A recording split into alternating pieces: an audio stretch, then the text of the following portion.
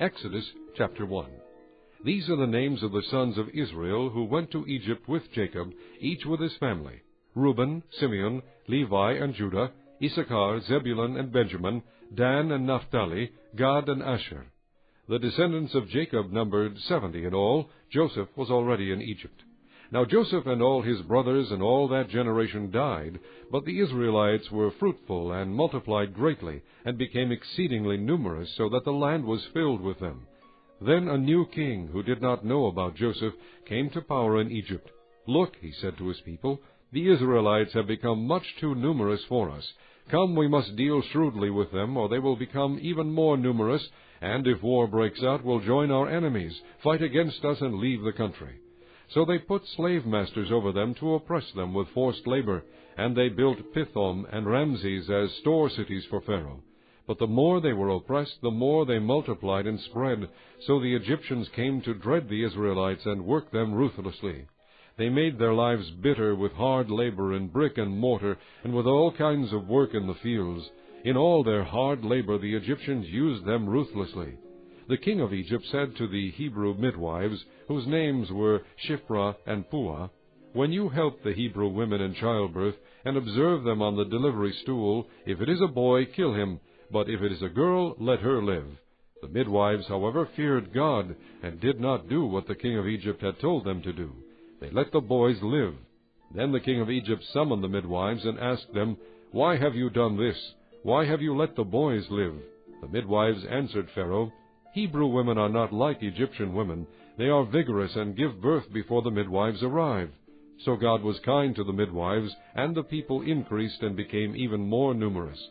And because the midwives feared God, he gave them families of their own. Then Pharaoh gave this order to all his people: "Every boy that is born you must throw into the Nile, but let every girl live." Chapter 2. Now a man of the house of Levi married a Levite woman, and she became pregnant and gave birth to a son. When she saw that he was a fine child, she hid him for 3 months. But when she could hide him no longer, she got a papyrus basket for him and coated it with tar and pitch. Then she placed the child in it and put it among the reeds along the bank of the Nile. His sister stood at a distance to see what would happen to him. Then Pharaoh's daughter went down to the Nile to bathe, and her attendants were walking along the river bank. She saw the basket among the reeds, and sent her slave girl to get it. She opened it and saw the baby. He was crying, and she felt sorry for him. "This is one of the Hebrew babies," she said. Then his sister asked Pharaoh's daughter, "Shall I go and get one of the Hebrew women to nurse the baby for you?" "Yes, go," she answered. And the girl went and got the baby's mother. Pharaoh's daughter said to her, "Take this baby and nurse him for me, and I will pay you."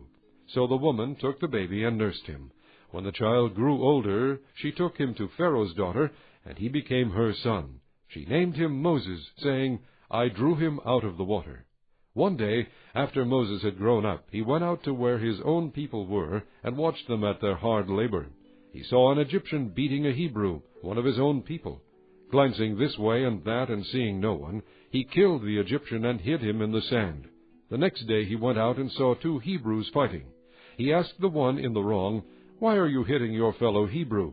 The man said, "Who made you ruler and judge over us? Are you thinking of killing me as you killed the Egyptian?" Then Moses was afraid and thought, "What I did must have become known." When Pharaoh heard this, he tried to kill Moses. But Moses fled from Pharaoh and went to live in Midian, where he sat down by a well. Now a priest of Midian had 7 daughters, and they came to draw water and fill the troughs to water their father's flock. Some shepherds came along and drove them away, but Moses got up and came to their rescue and watered their flock.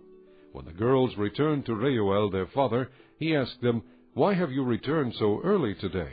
And they answered, "An Egyptian rescued us from the shepherds. He even drew water for us and watered the flock." "And where is he?" he asked his daughters. "Why did you leave him? Invite him to have something to eat." Moses agreed to stay with the man, who gave his daughter Zipporah to Moses in marriage. Zipporah gave birth to a son, and Moses named him Gershom, saying, "I have become an alien in a foreign land." During that long period the king of Egypt died. The Israelites groaned in their slavery and cried out, and their cry for help because of their slavery went up to God. God heard their groaning, and he remembered his covenant with Abraham, with Isaac, and with Jacob. So God looked on the Israelites and was concerned about them. Chapter 3. Now Moses was tending the flock of Jethro, his father-in-law, the priest of Midian, and he led the flock to the far side of the desert and came to Horeb, the mountain of God. There the angel of the Lord appeared to him in flames of fire from within a bush. Moses saw that though the bush was on fire, it did not burn up. So Moses thought, I will go over and see this strange sight, why the bush does not burn up. When the Lord saw that he had gone over to look, God called to him from within the bush, Moses, Moses. And Moses said, Here I am. Do not come any closer, God said. Take off your sandals, for the place where you are standing is holy ground. Then he said, I am the God of your father, the God of Abraham, the God of Isaac, and the God of Jacob. At this Moses hid his face because he was afraid to look at God. The Lord said, I have indeed seen the misery of my people in Egypt. I have heard them crying out because of their slave drivers, and I am concerned about their suffering. So I have come down to rescue them from the hand of the Egyptians, and to bring them up out of the land into a good and spacious land, a land flowing with milk and honey, the home of the Canaanites, Hittites, Amorites, Perizzites, Hivites, and Jebusites. And now the cry of the Israelites has reached me, and I have seen the way the Egyptians are oppressing them. So now go. I am sending you to Pharaoh to bring my people the Israelites out of Egypt. But Moses said to God, Who am I, that I should go to Pharaoh and bring the Israelites out of Egypt? And God said, I will be with you, and this will be the sign to you that it is I who have sent you. When you have brought the people out of Egypt, you will worship God on this mountain. Moses said to God, Suppose I go to the Israelites and say to them, The God of your fathers has sent me to you, and they ask me, What is his name? Then what shall I tell them? God said to Moses, I am who I am. This is what you are to say to the Israelites, I am has sent me to you. God also said to Moses, Say to the Israelites, The Lord, the God of your fathers, the God of Abraham, the God of Isaac, and the God of Jacob has sent me to you. This is my name forever, the name by which I am to be remembered from generation to generation. Go, assemble the elders of Israel, and say to them, The Lord, the God of your fathers, the God of Abraham, Isaac, and Jacob, appeared to me and said, I have watched over you and have seen what has been done to you in Egypt. And I have promised to bring you up out of your misery in Egypt into the land of the Canaanites, Hittites, Amorites, Perizzites, Hivites, and Jebusites, a land flowing with milk and honey. The elders of Israel will listen to you. Then you and the elders are to go to the king of Egypt and say to him, The Lord, the God of the Hebrews, has met with us. Let us take a 3-day journey into the desert to offer sacrifices to the Lord our God. But I know that the king of Egypt will not let you go unless a mighty hand compels him. So I will stretch out my hand and strike the Egyptians with all the wonders that I will perform among them. After that he will let you go. And I will make the Egyptians favorably disposed toward this people, so that when you leave you will not go empty-handed. Every woman is to ask her neighbor and any woman living in her house for articles of silver and gold and for clothing, which you will put on your sons and daughters, and so you will plunder the Egyptians. Chapter 4. Moses answered, What if they do not believe me or listen to me and say, The Lord did not appear to you? Then the Lord said to him, What is that in your hand? A staff, he replied. The Lord said, Throw it on the ground. Moses threw it on the ground, and it became a snake, and he ran from it. Then the Lord said to him, Reach out your hand and take it by the tail.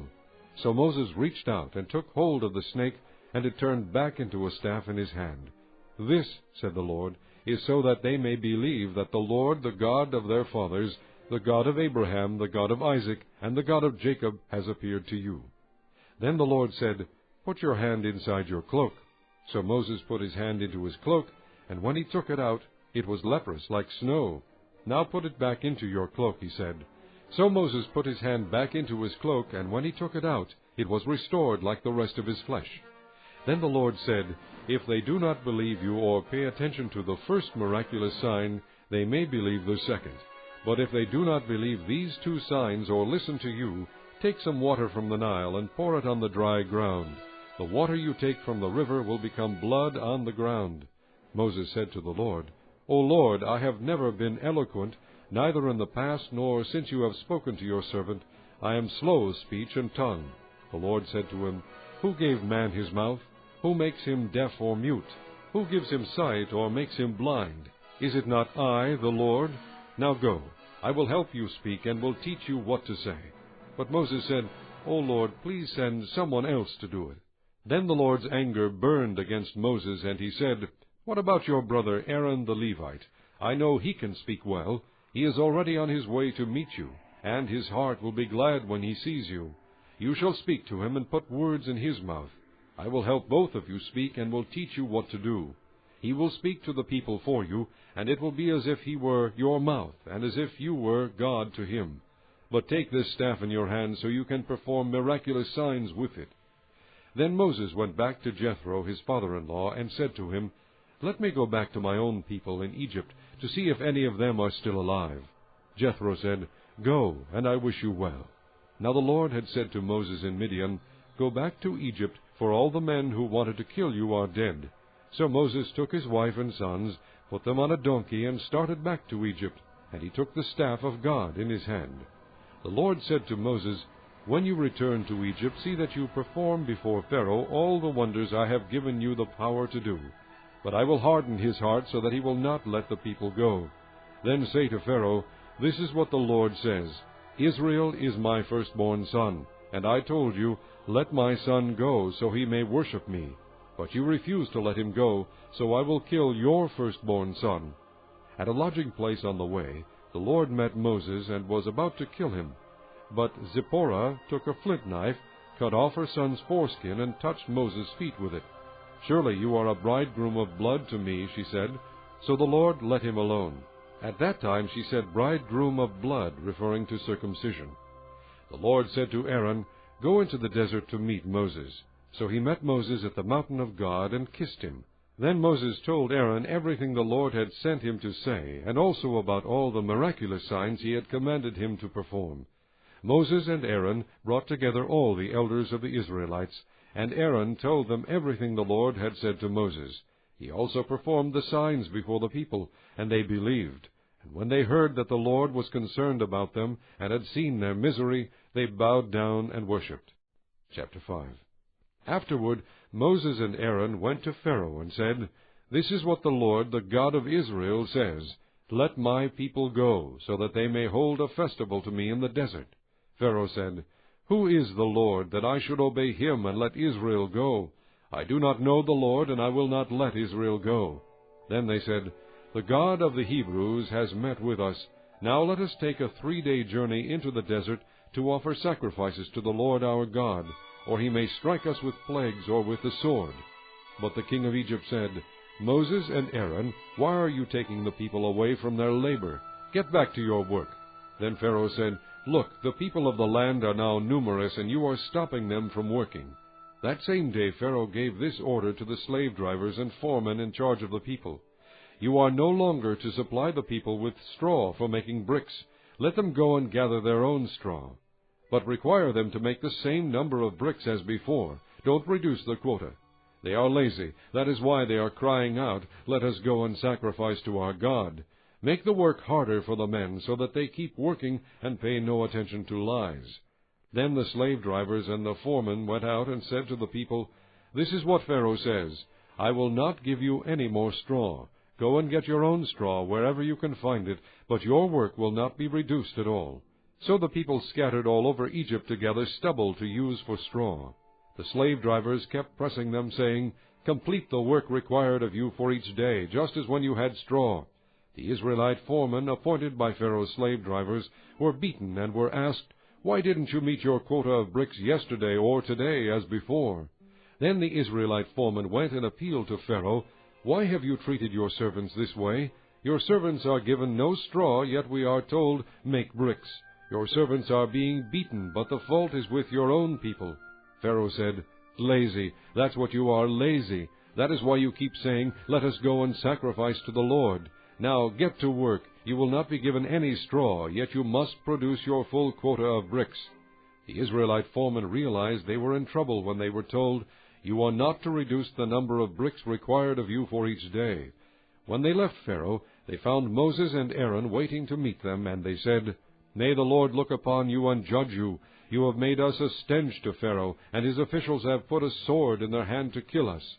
Moses returned to the Lord and said, "O Lord, why have you brought trouble upon this people? Is this why you sent me? Ever since I went to Pharaoh to speak in your name, he has brought trouble upon this people, and you have not rescued your people at all." Chapter 6. Then the Lord said to Moses, "Now you will see what I will do to Pharaoh. Because of my mighty hand he will let them go. Because of my mighty hand he will drive them out of his country."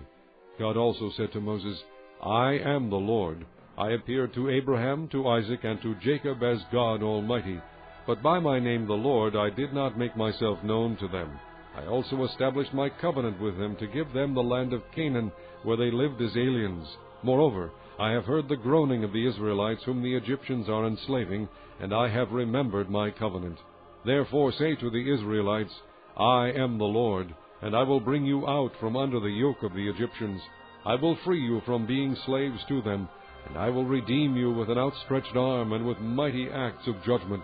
I will take you as my own people, and I will be your God. Then you will know that I am the Lord your God, who brought you out from under the yoke of the Egyptians. And I will bring you to the land I swore with uplifted hand to give to Abraham, to Isaac, and to Jacob. I will give it to you as a possession. I am the Lord." Moses reported this to the Israelites, but they did not listen to him because of their discouragement and cruel bondage. Then the Lord said to Moses, "Go, tell Pharaoh king of Egypt to let the Israelites go out of his country." But Moses said to the Lord, "If the Israelites will not listen to me, why would Pharaoh listen to me, since I speak with faltering lips?" Now the Lord spoke to Moses and Aaron about the Israelites and Pharaoh king of Egypt, and he commanded them to bring the Israelites out of Egypt. These were the heads of their families. The sons of Reuben, the firstborn, son of Israel, were Hanoch and Palu, Hezron and Carmi. These were the clans of Reuben. The sons of Simeon were Jemuel, Jamin, Ohad, Jachin, Zohar, and Shaul, the son of a Canaanite woman. These were the clans of Simeon. These were the names of the sons of Levi according to their records: Gershon, Kohath, and Merari. Levi lived 137 years. The sons of Gershon by clans were Libni and Shimei. The sons of Kohath were Amram, Izhar, Hebron, and Uzziel. Kohath lived 133 years. The sons of Merari were Mali and Mushi. These were the clans of Levi according to their records. Amram married his father's sister Jochebed, who bore him Aaron and Moses. Amram lived 137 years. The sons of Izhar were Korah, Nepheg, and Zikri. The sons of Uzziel were Mishael, Elzaphan, and Sithri. Aaron married Elisheba, daughter of Aminadab, and sister of Nashon, and she bore him Nadab, and Abihu, Eleazar, and Ithamar. The sons of Korah were Asir, Elkanah, and Abiasaph. These were the Korahite clans. Eleazar, son of Aaron, married one of the daughters of Putiel, and she bore him Phinehas. These were the heads of the Levite families, clan by clan. It was this same Aaron and Moses to whom the Lord said, "Bring the Israelites out of Egypt by their divisions." They were the ones who spoke to Pharaoh king of Egypt about bringing the Israelites out of Egypt. It was the same Moses and Aaron. Now when the Lord spoke to Moses in Egypt, he said to him, "I am the Lord. Tell Pharaoh king of Egypt everything I tell you." But Moses said to the Lord, "Since I speak with faltering lips, why would Pharaoh listen to me?" Chapter 7. Then the Lord said to Moses, "See, I have made you like God to Pharaoh, and your brother Aaron will be your prophet. You are to say everything I command you, and your brother Aaron is to tell Pharaoh to let the Israelites go out of his country. But I will harden Pharaoh's heart, and though I multiply my miraculous signs and wonders in Egypt, he will not listen to you. Then I will lay my hand on Egypt, and with mighty acts of judgment I will bring out my divisions, my people the Israelites. And the Egyptians will know that I am the Lord when I stretch out my hand against Egypt and bring the Israelites out of it." Moses and Aaron did just as the Lord commanded them. Moses was 80 years old, and Aaron 83 when they spoke to Pharaoh. The Lord said to Moses and Aaron, "When Pharaoh says to you, 'Perform a miracle,' then say to Aaron, 'Take your staff and throw it down before Pharaoh, and it will become a snake.'" So Moses and Aaron went to Pharaoh and did just as the Lord commanded. Aaron threw his staff down in front of Pharaoh and his officials, and it became a snake. Pharaoh then summoned wise men and sorcerers, and the Egyptian magicians also did the same things by their secret arts. Each one threw down his staff, and it became a snake. But Aaron's staff swallowed up their staffs. Yet Pharaoh's heart became hard, and he would not listen to them, just as the Lord had said. Then the Lord said to Moses, Pharaoh's heart is unyielding. He refuses to let the people go. Go to Pharaoh in the morning as he goes out to the water. Wait on the bank of the Nile to meet him, and take in your hand the staff that was changed into a snake. Then say to him, The Lord, the God of the Hebrews, has sent me to say to you, Let my people go, so that they may worship me in the desert. But until now you have not listened. This is what the Lord says, By this you will know that I am the Lord. With the staff that is in my hand I will strike the water of the Nile, and it will be changed into blood. The fish in the Nile will die, and the river will stink. The Egyptians will not be able to drink its water. The Lord said to Moses, Tell Aaron, Take your staff and stretch out your hand over the waters of Egypt, over the streams and canals, over the ponds and all the reservoirs, and they will turn to blood. Blood will be everywhere in Egypt, even in the wooden buckets and stone jars. Moses and Aaron did just as the Lord had commanded. He raised his staff in the presence of Pharaoh and his officials, and struck the water of the Nile, and all the water was changed into blood. The fish in the Nile died, and the river smelled so bad that the Egyptians could not drink its water. Blood was everywhere in Egypt. But the Egyptian magicians did the same things by their secret arts, and Pharaoh's heart became hard. He would not listen to Moses and Aaron, just as the Lord had said. Instead he turned and went into his palace, and did not take even this to heart. And all the Egyptians dug along the Nile to get drinking water, because they could not drink the water of the river. 7 days passed after the Lord struck the Nile.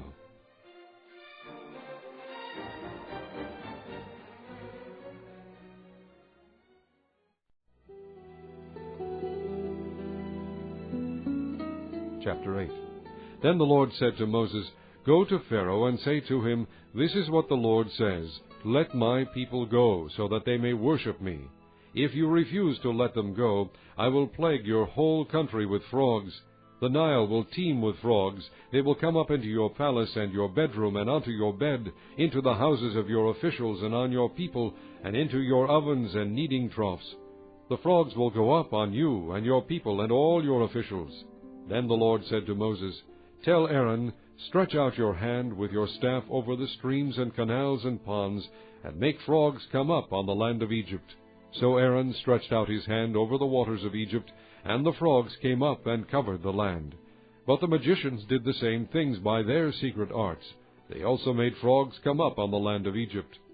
Pharaoh summoned Moses and Aaron and said, Pray to the Lord to take the frogs away from me and my people, and I will let your people go to offer sacrifices to the Lord. Moses said to Pharaoh, I leave to you the honor of setting the time for me to pray for you and your officials and your people, that you and your houses may be rid of the frogs, except for those that remain in the Nile. Tomorrow, Pharaoh said. Moses replied, It will be as you say, so that you may know there is no one like the Lord our God. The frogs will leave you and your houses, your officials and your people. They will remain only in the Nile. After Moses and Aaron left Pharaoh, Moses cried out to the Lord about the frogs he had brought on Pharaoh. And the Lord did what Moses asked. The frogs died in the houses, in the courtyards, and in the fields. They were piled into heaps, and the land reeked of them. But when Pharaoh saw that there was relief, he hardened his heart, and would not listen to Moses and Aaron, just as the Lord had said. Then the Lord said to Moses, Tell Aaron, Stretch out your staff and strike the dust of the ground, and throughout the land of Egypt the dust will become gnats. They did this, and when Aaron stretched out his hand with the staff and struck the dust of the ground, gnats came upon men and animals. All the dust throughout the land of Egypt became gnats. But when the magicians tried to produce gnats by their secret arts, they could not, and the gnats were on men and animals.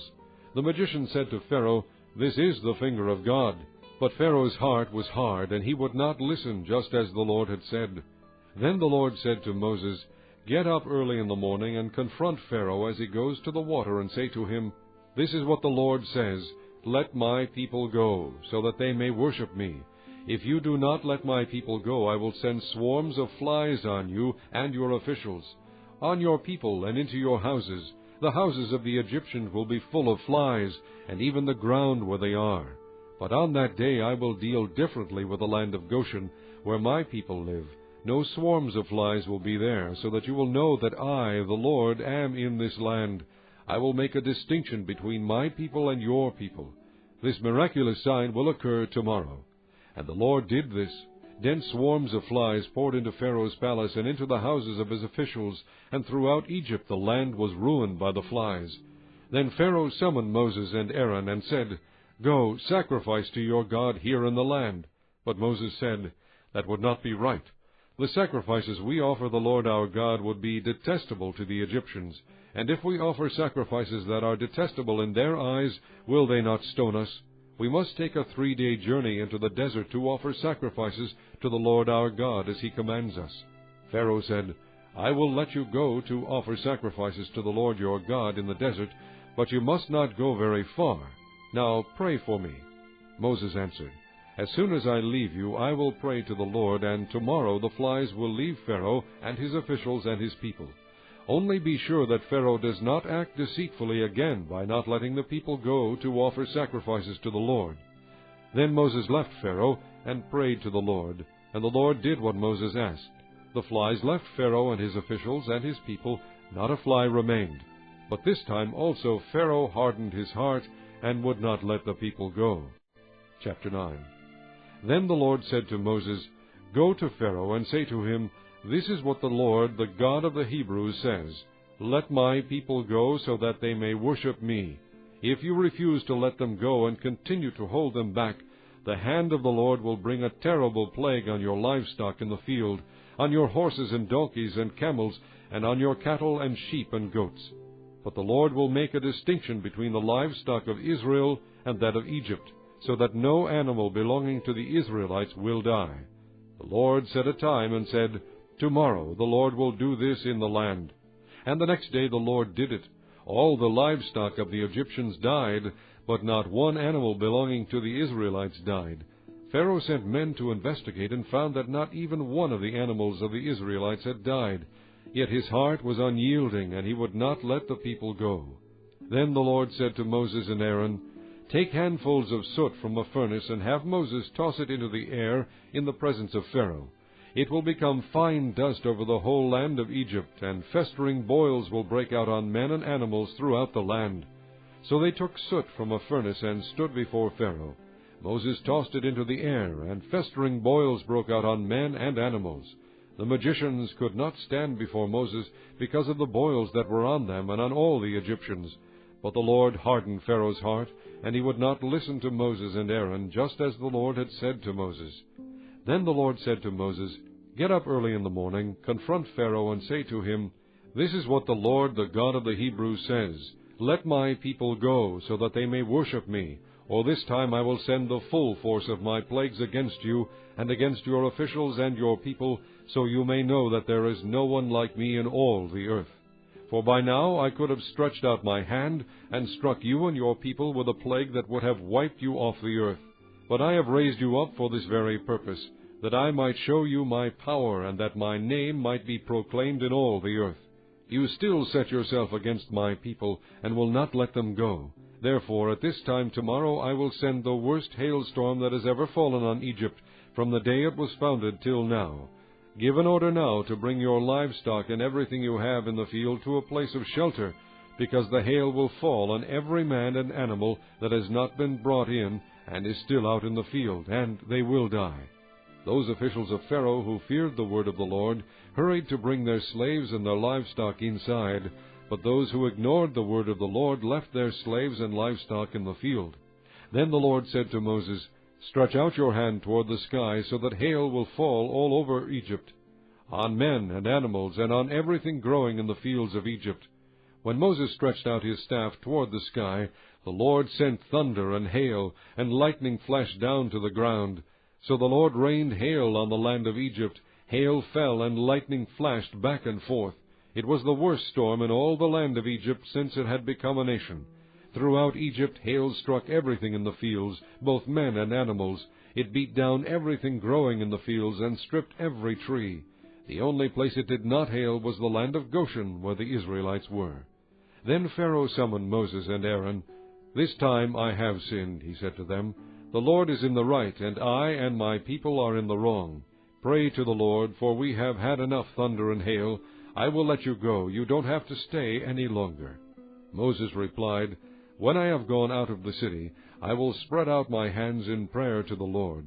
The thunder will stop, and there will be no more hail, so you may know that the earth is the Lord's. But I know that you and your officials still do not fear the Lord God."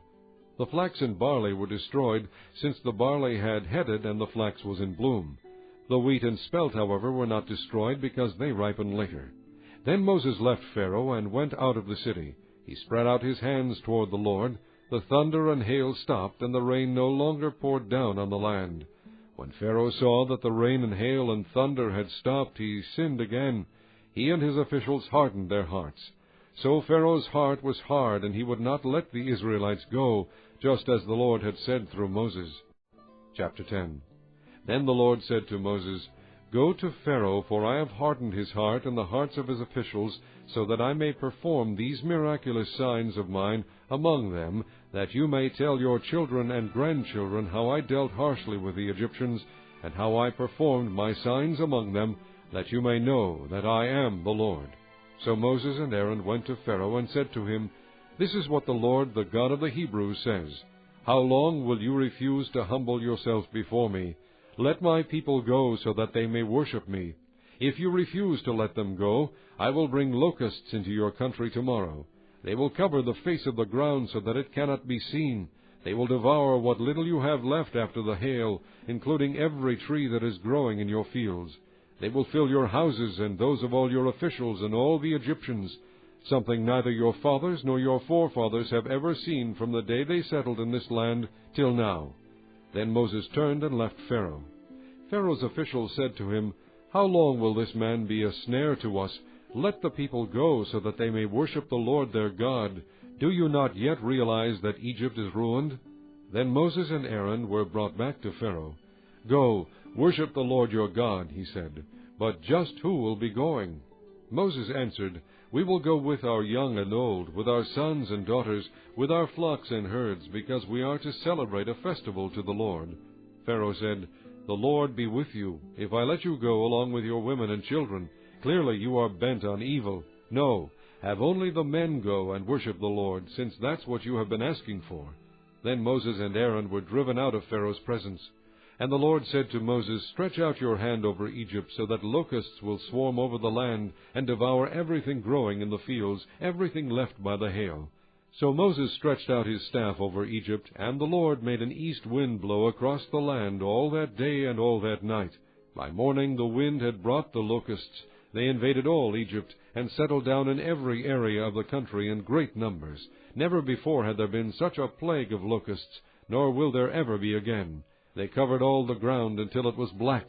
They devoured all that was left after the hail, everything growing in the fields and the fruit on the trees. Nothing green remained on tree or plant in all the land of Egypt. Pharaoh quickly summoned Moses and Aaron and said, "I have sinned against the Lord your God and against you. Now forgive my sin once more, and pray to the Lord your God to take this deadly plague away from me."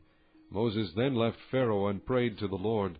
And the Lord changed the wind to a very strong west wind, which caught up the locusts and carried them into the Red Sea. Not a locust was left anywhere in Egypt.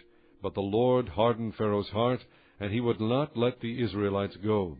Then the Lord said to Moses, "Stretch out your hand toward the sky, so that darkness will spread over Egypt, darkness that can be felt."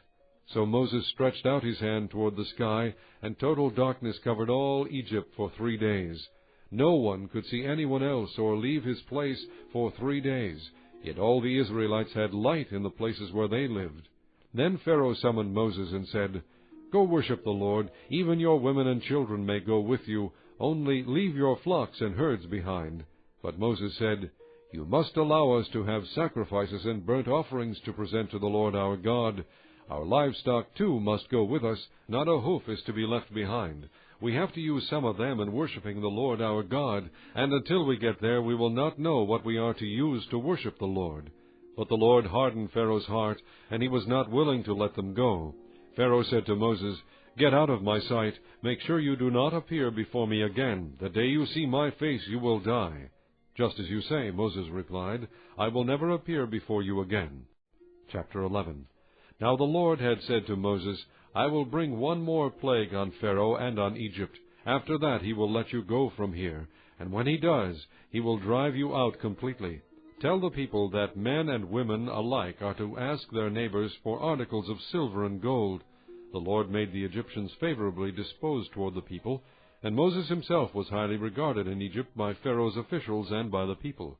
So Moses said, "This is what the Lord says. About midnight I will go throughout Egypt. Every firstborn son in Egypt will die, from the firstborn son of Pharaoh, who sits on the throne, to the firstborn son of the slave girl who is at her handmill, and all the firstborn of the cattle as well. There will be loud wailing throughout Egypt, worse than there has ever been or ever will be again. But among the Israelites not a dog will bark at any man or animal. Then you will know that the Lord makes a distinction between Egypt and Israel. All these officials of yours will come to me, bowing down before me and saying, 'Go, you and all the people who follow you. After that I will leave.'" Then Moses, hot with anger, left Pharaoh. The Lord had said to Moses, "Pharaoh will refuse to listen to you, so that my wonders may be multiplied in Egypt." Moses and Aaron performed all these wonders before Pharaoh, but the Lord hardened Pharaoh's heart, and he would not let the Israelites go out of his country. Chapter 12. The Lord said to Moses and Aaron in Egypt, "This month is to be for you the first month of your year. Tell the whole community of Israel that on the 10th day of this month each man is to take a lamb for his family, one for each household. If any household is too small for a whole lamb, they must share one with their nearest neighbor, having taken into account the number of people there are. You are to determine the amount of lamb needed in accordance with what each person will eat. The animals you choose must be year-old males, without defect, and you may take them from the sheep or the goats. Take care of them until the 14th day of the month, when all the people of the community of Israel must slaughter them at twilight. Then they are to take some of the blood and put it on the sides and tops of the door frames of the houses where they eat the lambs. That same night they are to eat the meat roasted over the fire, along with bitter herbs and bread made without yeast. Do not eat the meat raw or cooked in water, but roast it over the fire, head, legs, and inner parts. Do not leave any of it till morning. If some is left till morning, you must burn it. This is how you are to eat it: with your cloak tucked into your belt, your sandals on your feet, and your staff in your hand. Eat it in haste. It is the Lord's Passover. On that same night I will pass through Egypt and strike down every firstborn, both men and animals, and I will bring judgment on all the gods of Egypt. I am the Lord. The blood will be a sign for you on the houses where you are, and when I see the blood I will pass over you. No destructive plague will touch you when I strike Egypt. This is a day you are to commemorate. For the generations to come you shall celebrate it as a festival to the Lord, a lasting ordinance. For 7 days you are to eat bread made without yeast. On the first day remove the yeast from your houses, for whoever eats anything with yeast in it from the first day through the 7th must be cut off from Israel.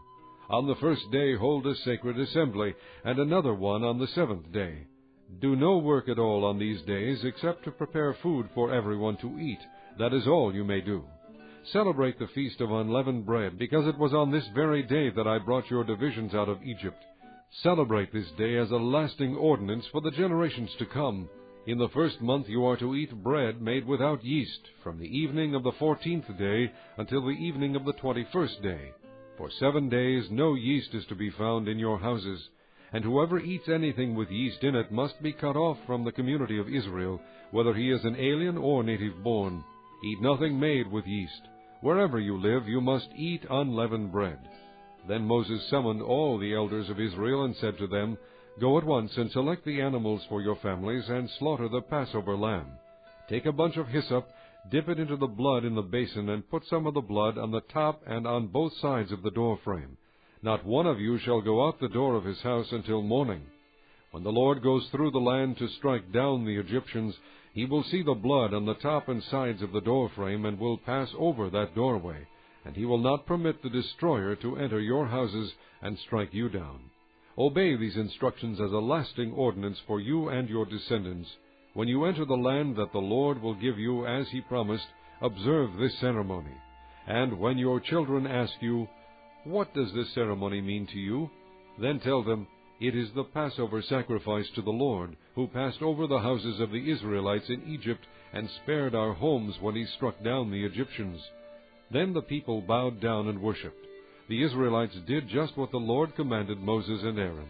At midnight the Lord struck down all the firstborn in Egypt, from the firstborn of Pharaoh, who sat on the throne, to the firstborn of the prisoner who was in the dungeon, and the firstborn of all the livestock as well.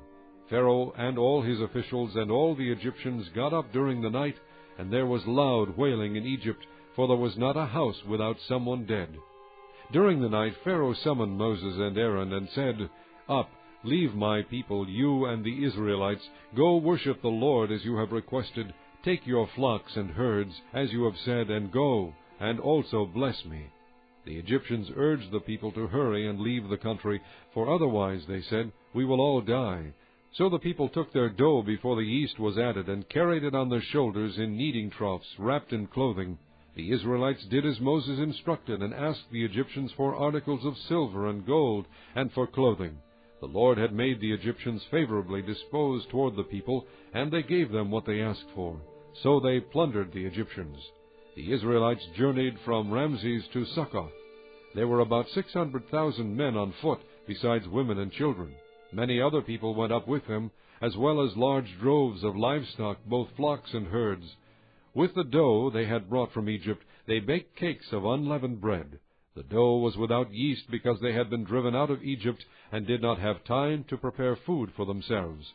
Now the length of time the Israelite people lived in Egypt was 430 years. At the end of the 430 years, to the very day, all the Lord's divisions left Egypt, because the Lord kept vigil that night to bring them out of Egypt. On this night all the Israelites are to keep vigil to honor the Lord for the generations to come. The Lord said to Moses and Aaron, "These are the regulations for the Passover. No foreigner is to eat of it. Any slave you have bought may eat of it after you have circumcised him, but a temporary resident and a hired worker may not eat of it. It must be eaten inside one house. Take none of the meat outside the house. Do not break any of the bones. The whole community of Israel must celebrate it. An alien living among you who wants to celebrate the Lord's Passover must have all the males in his household circumcised. Then he may take part like one born in the land. No uncircumcised male may eat of it. The same law applies to the native-born and to the alien living among you." All the Israelites did just what the Lord had commanded Moses and Aaron. And on that very day the Lord brought the Israelites out of Egypt by their divisions. Chapter 13.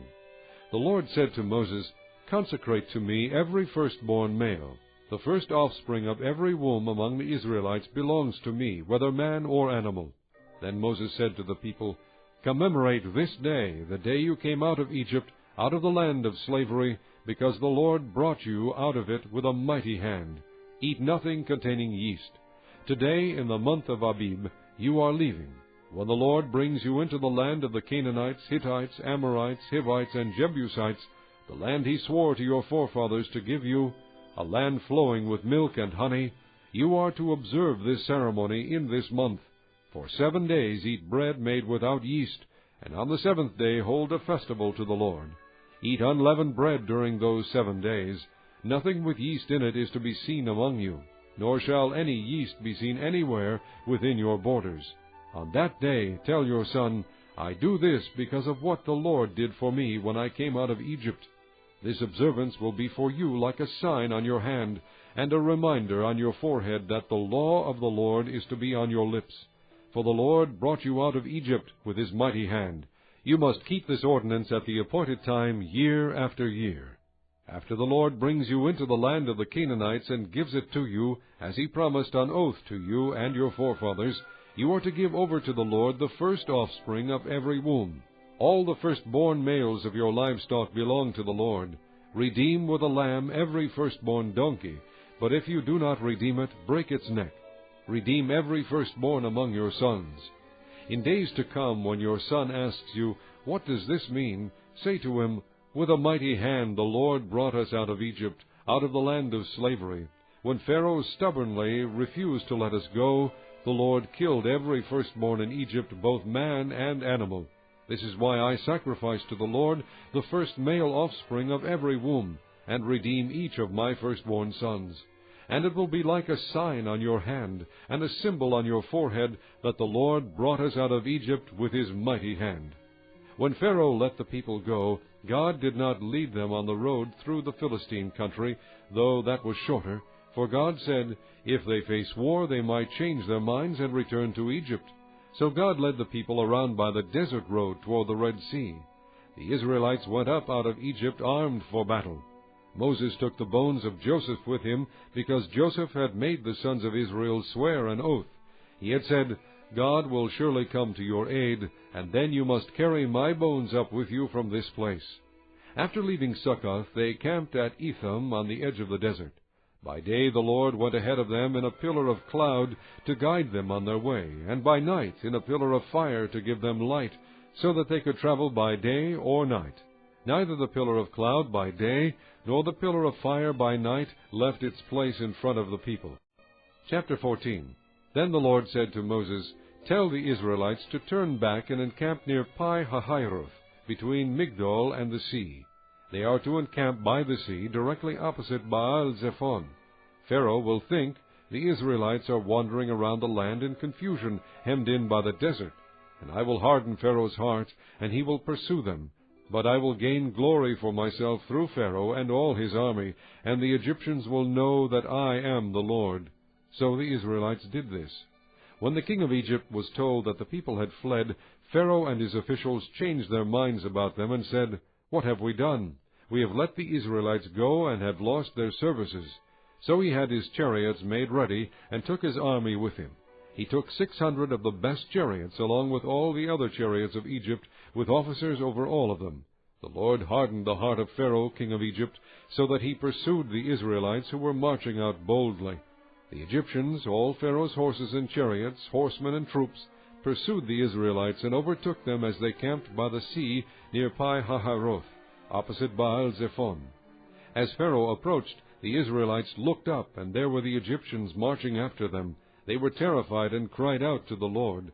They said to Moses, "Was it because there were no graves in Egypt that you brought us to the desert to die? What have you done to us by bringing us out of Egypt? Didn't we say to you in Egypt, 'Leave us alone, let us serve the Egyptians'? It would have been better for us to serve the Egyptians than to die in the desert." Moses answered the people, "Do not be afraid. Stand firm, and you will see the deliverance the Lord will bring you today. The Egyptians you see today you will never see again. The Lord will fight for you. You need only to be still." Then the Lord said to Moses, "Why are you crying out to me? Tell the Israelites to move on. Raise your staff and stretch out your hand over the sea to divide the water, so that the Israelites can go through the sea on dry ground. I will harden the hearts of the Egyptians, so that they will go in after them, and I will gain glory through Pharaoh and all his army, through his chariots and his horsemen. The Egyptians will know that I am the Lord when I gain glory through Pharaoh, his chariots, and his horsemen." Then the angel of God, who had been traveling in front of Israel's army, withdrew and went behind them. The pillar of cloud also moved from in front and stood behind them, coming between the armies of Egypt and Israel. Throughout the night the cloud brought darkness to the one side and light to the other side, so neither went near the other all night long. Then Moses stretched out his hand over the sea, and all that night the Lord drove the sea back with a strong east wind, and turned it into dry land. The waters were divided, and the Israelites went through the sea on dry ground, with a wall of water on their right and on their left. The Egyptians pursued them, and all Pharaoh's horses and chariots and horsemen followed them into the sea. During the last watch of the night the Lord looked down from the pillar of fire and cloud at the Egyptian army, and threw it into confusion. He made the wheels of their chariots come off, so that they had difficulty driving. And the Egyptians said, "Let's get away from the Israelites. The Lord is fighting for them against Egypt." Then the Lord said to Moses, "Stretch out your hand over the sea, so that the waters may flow back over the Egyptians and their chariots and horsemen." Moses stretched out his hand over the sea, and at daybreak the sea went back to its place. The Egyptians were fleeing toward it, and the Lord swept them into the sea. The water flowed back and covered the chariots and horsemen, the entire army of Pharaoh that had followed the Israelites into the sea. Not one of them survived. But the Israelites went through the sea on dry ground, with a wall of water on their right and on their left. That day the Lord saved Israel from the hands of the Egyptians, and Israel saw the Egyptians lying dead on the shore. And when the Israelites saw the great power the Lord displayed against the Egyptians, the people feared the Lord, and put their trust in Him and in Moses his servant. Chapter 15. Then Moses and the Israelites sang this song to the Lord. "I will sing to the Lord, for He is highly exalted. The horse and its rider He has hurled into the sea. The Lord is my strength and my song. He has become my salvation. He is my God, and I will praise Him, my father's God, and I will exalt Him. The Lord is a warrior. The Lord is His name. Pharaoh's chariots and his army He has hurled into the sea. The best of Pharaoh's officers are drowned in the Red Sea. The deep waters have covered them. They sank to the depths like a stone. Your right hand, O Lord, was majestic in power. Your right hand, O Lord, shattered the enemy. In the greatness of your majesty you threw down those who opposed you. You unleashed your burning anger. It consumed them like stubble. By the blast of your nostrils the waters piled up. The surging waters stood firm like a wall. The deep waters congealed in the heart of the sea. The enemy boasted, "I will pursue, I will overtake them. I will divide the spoils, I will gorge myself on them. I will draw my sword, and my hand will destroy them." But you blew with your breath, and the sea covered them. They sank like lead in the mighty waters. Who among the gods is like you, O Lord? Who is like you, majestic in holiness, awesome in glory, working wonders? You stretched out your right hand, and the earth swallowed them. In your unfailing love you will lead the people you have redeemed. In your strength you will guide them to your holy dwelling. The nations will hear and tremble. Anguish will grip the people of Philistia. The chiefs of Edom will be terrified. The leaders of Moab will be seized with trembling. The people of Canaan will melt away. Terror and dread will fall upon them. By the power of your arm they will be as still as a stone, until your people pass by, O Lord, until the people you bought pass by. You will bring them in and plant them on the mountain of your inheritance, the place, O Lord, you made for your dwelling, the sanctuary, O Lord, your hands established. The Lord will reign forever and ever.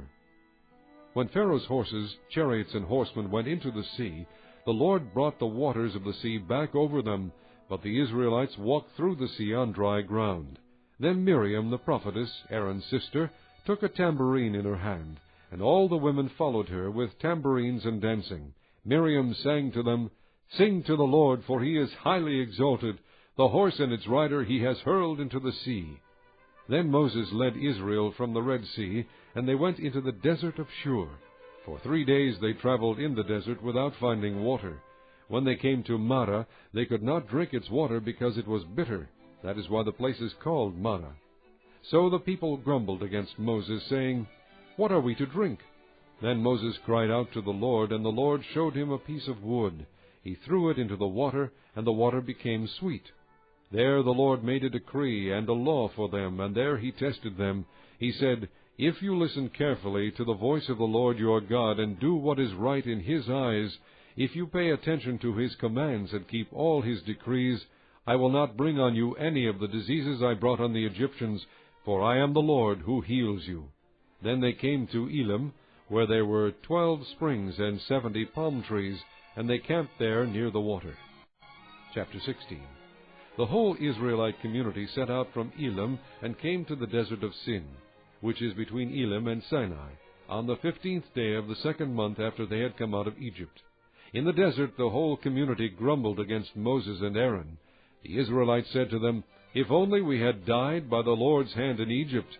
There we sat around pots of meat and ate all the food we wanted, but you have brought us out into this desert to starve this entire assembly to death." Then the Lord said to Moses, I will rain down bread from heaven for you. The people are to go out each day and gather enough for that day. In this way I will test them and see whether they will follow my instructions. On the 6th day they are to prepare what they bring in, and that is to be twice as much as they gather on the other days. So Moses and Aaron said to all the Israelites, In the evening you will know that it was the Lord who brought you out of Egypt, and in the morning you will see the glory of the Lord, because he has heard your grumbling against him. Who are we that you should grumble against us? Moses also said, You will know that it was the Lord when he gives you meat to eat in the evening, and all the bread you want in the morning, because he has heard your grumbling against him. Who are we? You are not grumbling against us, but against the Lord. Then Moses told Aaron, Say to the entire Israelite community, Come before the Lord, for he has heard your grumbling. While Aaron was speaking to the whole Israelite community, they looked toward the desert, and there was the glory of the Lord appearing in the cloud. The Lord said to Moses, I have heard the grumbling of the Israelites. Tell them, At twilight you will eat meat, and in the morning you will be filled with bread. Then you will know that I am the Lord your God. That evening quail came and covered the camp, and in the morning there was a layer of dew around the camp. When the dew was gone, thin flakes like frost on the ground appeared on the desert floor. When the Israelites saw it, they said to each other, What is this? For they did not know what it was. Moses said to them, It is the bread the Lord has given you to eat. This is what the Lord has commanded. Each one is to gather as much as he needs. Take an omer for each person you have in your tent. The Israelites did as they were told. Some gathered much, some little. And when they measured it by the omer, he who gathered much did not have too much, and he who gathered little did not have too little. Each one gathered as much as he needed. Then Moses said to them, No one is to keep any of it until morning. However, some of them paid no attention to Moses. They kept part of it until morning, but it was full of maggots and began to smell. So Moses was angry with them. Each morning everyone gathered as much as he needed, and when the sun grew hot, it melted away. On the 6th day they gathered twice as much, 2 omers for each person. And the leaders of the community came and reported this to Moses. He said to them, This is what the Lord commanded. Tomorrow is to be a day of rest, a holy Sabbath to the Lord. So bake what you want to bake, and boil what you want to boil. Save whatever is left, and keep it until morning. So they saved it until morning, as Moses commanded, and it did not stink or get maggots in it. Eat it today, Moses said, because today is a Sabbath to the Lord. You will not find any of it on the ground today. 6 days you are to gather it, but on the 7th day, the Sabbath, there will not be any. Nevertheless, some of the people went out on the 7th day to gather it, but they found none. Then the Lord said to Moses, How long will you refuse to keep my commands and my instructions? Bear in mind that the Lord has given you the Sabbath. That is why on the 6th day he gives you bread for 2 days. Everyone is to stay where he is on the 7th day. No one is to go out. So the people rested on the 7th day. The people of Israel called the bread manna. It was white like coriander seed and tasted like wafers made with honey. Moses said, This is what the Lord has commanded. Take an omer of manna and keep it for the generations to come, so they can see the bread I gave you to eat in the desert when I brought you out of Egypt. So Moses said to Aaron, Take a jar and put an omer of manna in it. Then place it before the Lord to be kept for the generations to come. As the Lord commanded Moses, Aaron put the manna in front of the testimony, that it might be kept. The Israelites ate manna 40 years, until they came to a land that was settled. They ate manna until they reached the border of Canaan. An omer is 1/10 of an ephah. Chapter 17. The whole Israelite community set out from the desert of Sin, traveling from place to place as the Lord commanded. They camped at Rephidim, but there was no water for the people to drink. So they quarreled with Moses and said, Give us water to drink. Moses replied, Why do you quarrel with me? Why do you put the Lord to the test? But the people were thirsty for water there, and they grumbled against Moses. They said, Why did you bring us up out of Egypt to make us and our children and livestock die of thirst? Then Moses cried out to the Lord, What am I to do with these people? They are almost ready to stone me. The Lord answered Moses, Walk on ahead of the people. Take with you some of the elders of Israel, and take in your hand the staff with which you struck the Nile, and go. I will stand there before you by the rock at Horeb. Strike the rock, and water will come out of it for the people to drink. So Moses did this in the sight of the elders of Israel, and he called the place Massah and Meribah, because the Israelites quarreled, and because they tested the Lord, saying, Is the Lord among us or not? The Amalekites came and attacked the Israelites at Rephidim. Moses said to Joshua, Choose some of our men and go out to fight the Amalekites. Tomorrow I will stand on top of the hill with the staff of God in my hands. So Joshua fought the Amalekites as Moses had ordered, and Moses, Aaron, and Hur went to the top of the hill. As long as Moses held up his hands, the Israelites were winning, but whenever he lowered his hands, the Amalekites were winning. When Moses' hands grew tired, they took a stone and put it under him, and he sat on it. Aaron and Hur held his hands up, one on one side, one on the other, so that his hands remained steady till sunset. So Joshua overcame the Amalekite army with the sword. Then the Lord said to Moses, Write this on a scroll as something to be remembered, and make sure that Joshua hears it, because I will completely blot out the memory of Amalek from under heaven. Moses built an altar and called it, The Lord is my banner. He said, For hands were lifted up to the throne of the Lord. The Lord will be at war against the Amalekites from generation to generation. Chapter 18. Now Jethro, the priest of Midian and father-in-law of Moses, heard of everything God had done for Moses and for his people Israel, and how the Lord had brought Israel out of Egypt. After Moses had sent away his wife Zipporah, his father-in-law Jethro received her and her 2 sons. One son was named Gershom, for Moses said, I have become an alien in a foreign land. And the other was named Eleazar, for he said, My father's God was my helper. He saved me from the sword of Pharaoh. Jethro, Moses' father-in-law, together with Moses' sons and wife, came to him in the desert, where he was camped near the mountain of God. Jethro had sent word to him, I, your father-in-law Jethro, am coming to you with your wife and her 2 sons. So Moses went out to meet his father-in-law, and bowed down and kissed him. They greeted each other, and then went into the tent. Moses told his father-in-law about everything the Lord had done to Pharaoh and the Egyptians for Israel's sake, and about all the hardships they had met along the way, and how the Lord had saved them. Jethro was delighted to hear about all the good things the Lord had done for Israel in rescuing them from the hand of the Egyptians. He said, Praise be to the Lord, who rescued you from the hand of the Egyptians and of Pharaoh, and who rescued the people from the hand of the Egyptians. Now I know that the Lord is greater than all other gods, for he did this to those who had treated Israel arrogantly. Then Jethro, Moses' father-in-law, brought a burnt offering and other sacrifices to God, and Aaron came with all the elders of Israel to eat bread with Moses his father-in-law in the presence of God. The next day Moses took his seat to serve as judge for the people, and they stood around him from morning till evening. When his father-in-law saw all that Moses was doing for the people, he said, What is this you are doing for the people? Why do you alone sit as judge, while all these people stand around you from morning till evening? Moses answered him, Because the people come to me to seek God's will. Whenever they have a dispute, it is brought to me, and I decide between the parties and inform them of God's decrees and laws. Moses' father-in-law replied, What you are doing is not good. You and these people who come to you will only wear yourselves out. The work is too heavy for you. You cannot handle it alone. Listen now to me, and I will give you some advice, and may God be with you. You must be the people's representative before God and bring their disputes to Him.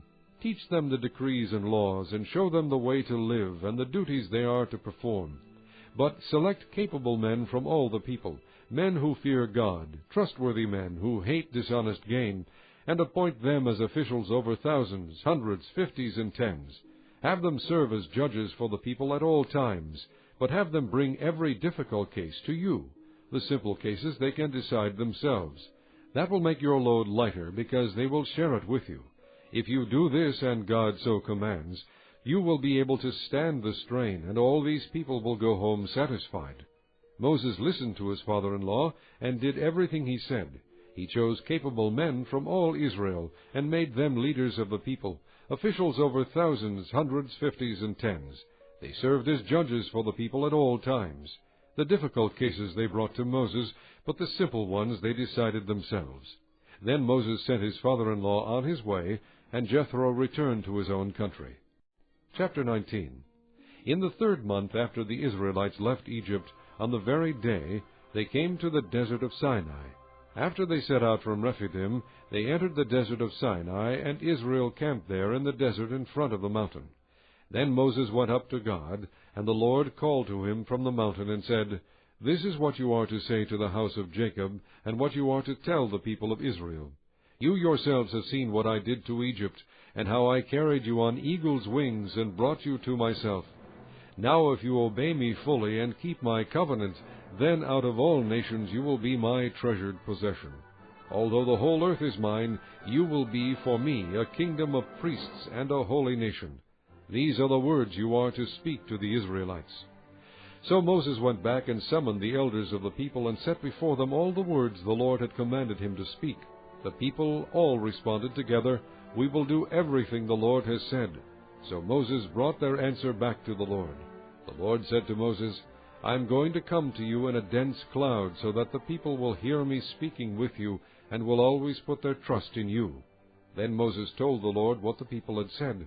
And the Lord said to Moses, "Go to the people and consecrate them today and tomorrow. Have them wash their clothes and be ready by the third day, because on that day the Lord will come down on Mount Sinai in the sight of all the people.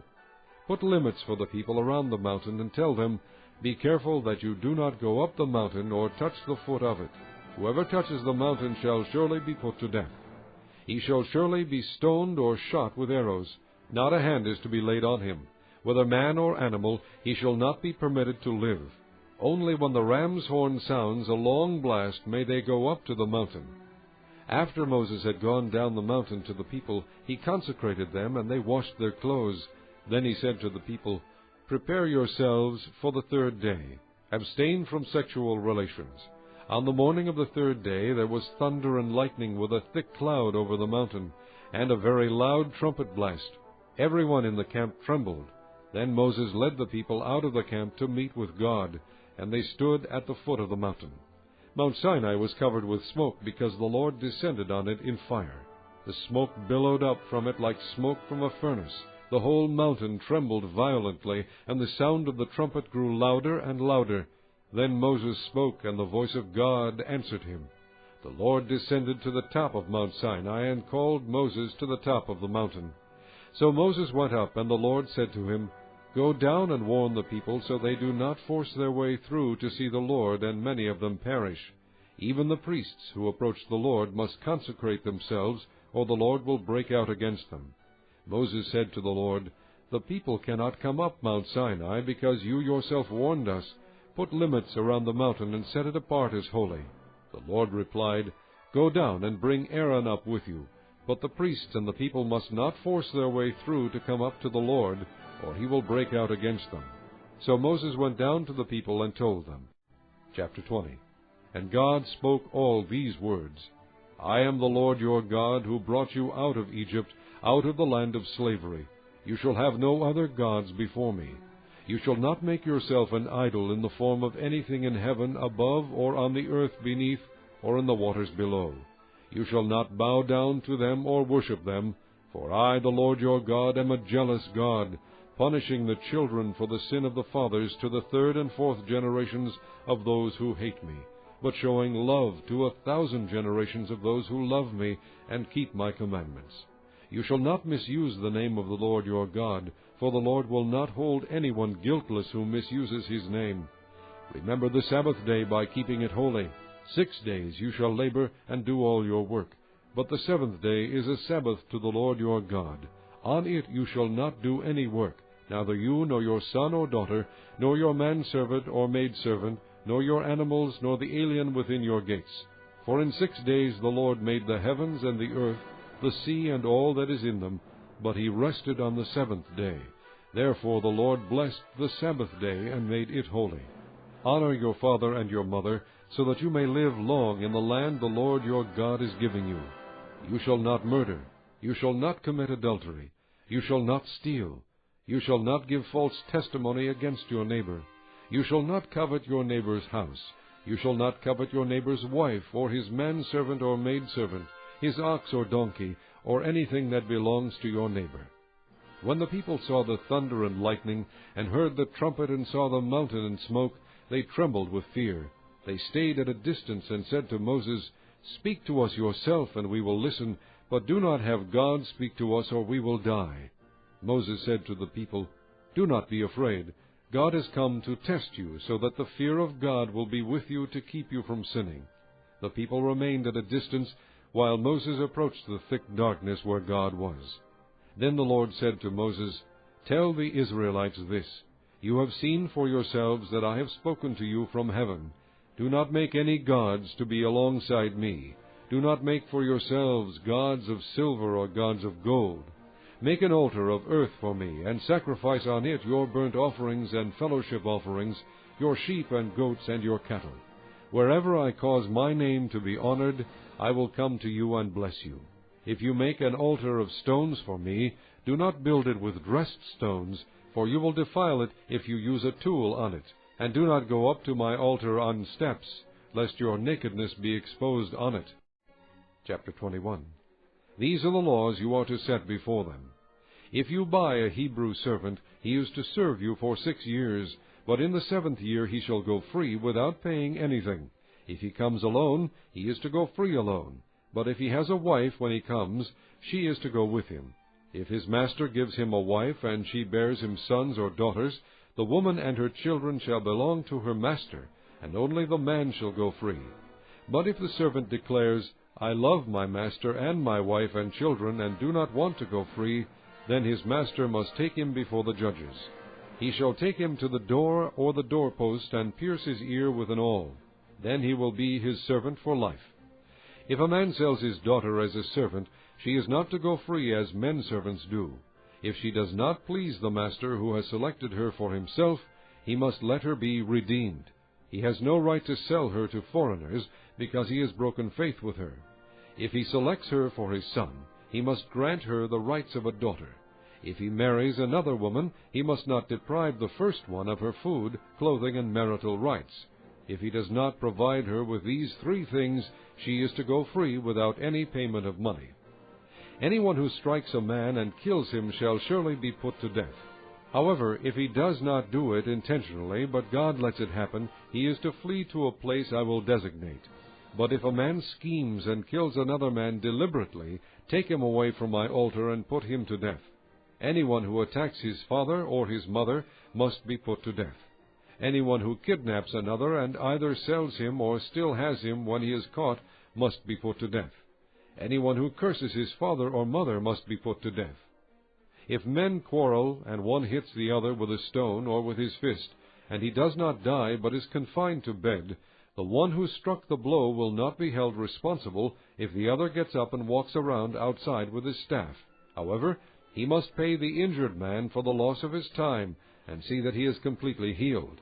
If a man beats his male or female slave with a rod, and the slave dies as a direct result, he must be punished.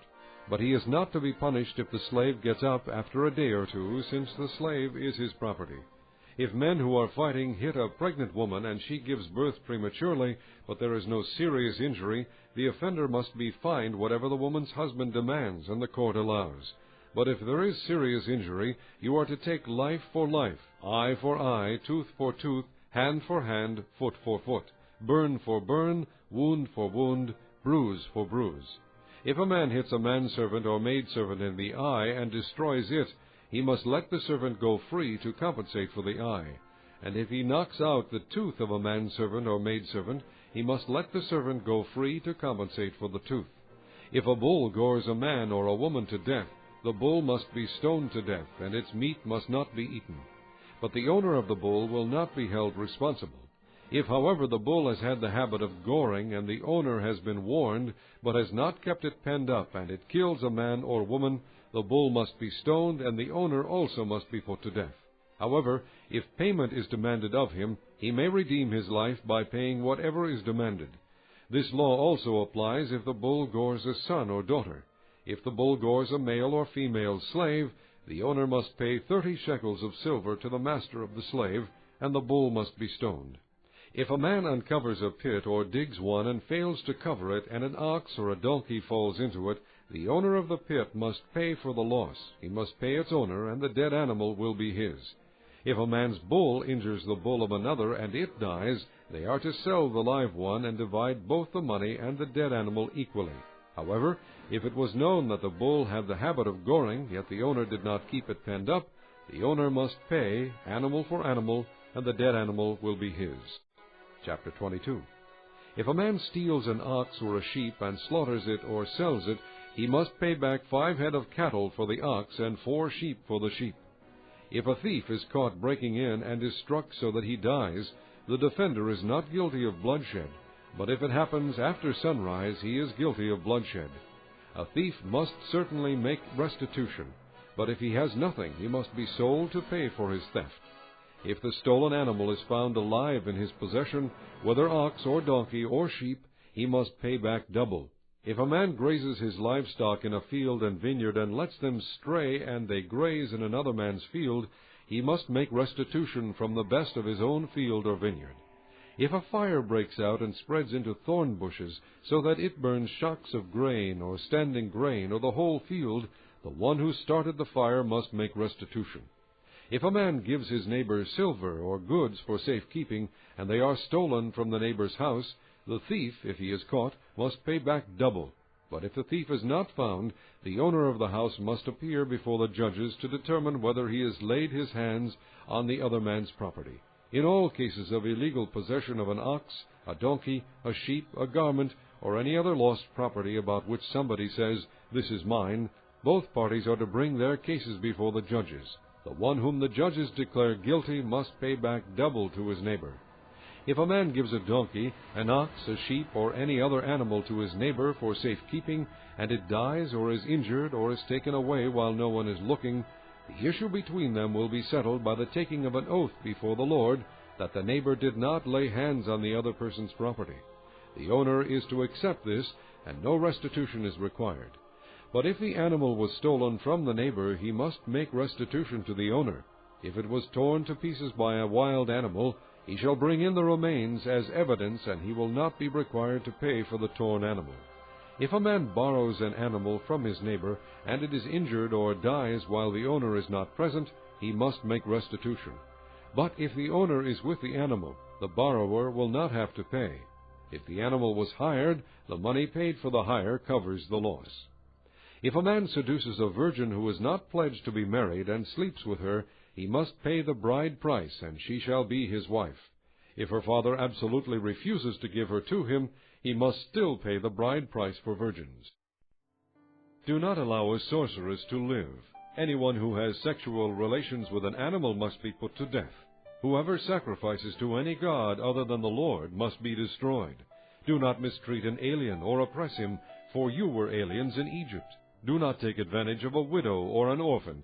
If you do and they cry out to me, I will certainly hear their cry. My anger will be aroused, and I will kill you with the sword. Your wives will become widows, and your children fatherless. If you lend money to one of my people among you who is needy, do not be like a moneylender. Charge him no interest.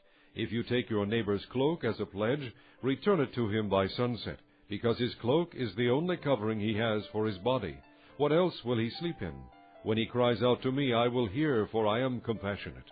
Do not blaspheme God or curse the ruler of your people. Do not hold back offerings from your granaries or your vats. You must give me the firstborn of your sons. Do the same with your cattle and your sheep. Let them stay with their mothers for 7 days, but give them to me on the 8th day. You are to be my holy people, so do not eat the meat of an animal torn by wild beasts. Throw it to the dogs. Chapter 23. Do not spread false reports. Do not help a wicked man by being a malicious witness. Do not follow the crowd in doing wrong. When you give testimony in a lawsuit, do not pervert justice by siding with the crowd, and do not show favoritism to a poor man in his lawsuit. If you come across your enemy's ox or donkey wandering off, be sure to take it back to him. If you see the donkey or someone who hates you fallen down under its load, do not leave it there. Be sure you help him with it. Do not deny justice to your poor people in their lawsuits. Have nothing to do with a false charge, and do not put an innocent or honest person to death, for I will not acquit the guilty. Do not accept a bribe, for a bribe blinds those who see and twists the words of the righteous. Do not oppress an alien. You yourselves know how it feels to be aliens, because you were aliens in Egypt. For 6 years you are to sow your fields and harvest the crops. But during the 7th year let the land lie unplowed and unused. Then the poor among your people may get food from it, and the wild animals may eat what they leave. Do the same with your vineyard and your olive grove. 6 days do your work, but on the 7th day do not work, so that your ox and your donkey may rest, and the slave born in your household, and the alien as well, may be refreshed. Be careful to do everything I have said to you. Do not invoke the names of other gods. Do not let them be heard on your lips. 3 times a year you are to celebrate a festival to me. Celebrate the Feast of Unleavened Bread. For 7 days eat bread made without yeast, as I commanded you. Do this at the appointed time in the month of Abib, for in that month you came out of Egypt. No one is to appear before me empty-handed. Celebrate the Feast of Harvest with the first fruits of the crops you sow in your field. Celebrate the Feast of Ingathering at the end of the year, when you gather in your crops from the field. 3 times a year all the men are to appear before the Sovereign Lord. Do not offer the blood of a sacrifice to me along with anything containing yeast. The fat of my festival offerings must not be kept until morning. Bring the best of the firstfruits of your soil to the house of the Lord your God. Do not cook a young goat in its mother's milk. See, I am sending an angel ahead of you to guard you along the way, and to bring you to the place I have prepared. Pay attention to him and listen to what he says. Do not rebel against him. He will not forgive your rebellion, since my name is in him. If you listen carefully to what he says and do all that I say, I will be an enemy to your enemies, and will oppose those who oppose you. My angel will go ahead of you and bring you into the land of the Amorites, Hittites, Perizzites, Canaanites, Hivites, and Jebusites, and I will wipe them out. Do not bow down before their gods, or worship them, or follow their practices. You must demolish them and break their sacred stones to pieces. Worship the Lord your God, and his blessing will be on your food and water. I will take away sickness from among you, and none will miscarry or be barren in your land. I will give you a full lifespan. I will send my terror ahead of you, and throw into confusion every nation you encounter. I will make all your enemies turn their backs and run. I will send the hornet ahead of you to drive the Hivites, Canaanites, and Hittites out of your way. But I will not drive them out in a single year, because the land would become desolate, and the wild animals too numerous for you. Little by little I will drive them out before you, until you have increased enough to take possession of the land. I will establish your borders from the Red Sea to the Sea of the Philistines, and from the desert to the river. I will hand over to you the people who live in the land, and you will drive them out before you. Do not make a covenant with them or with their gods.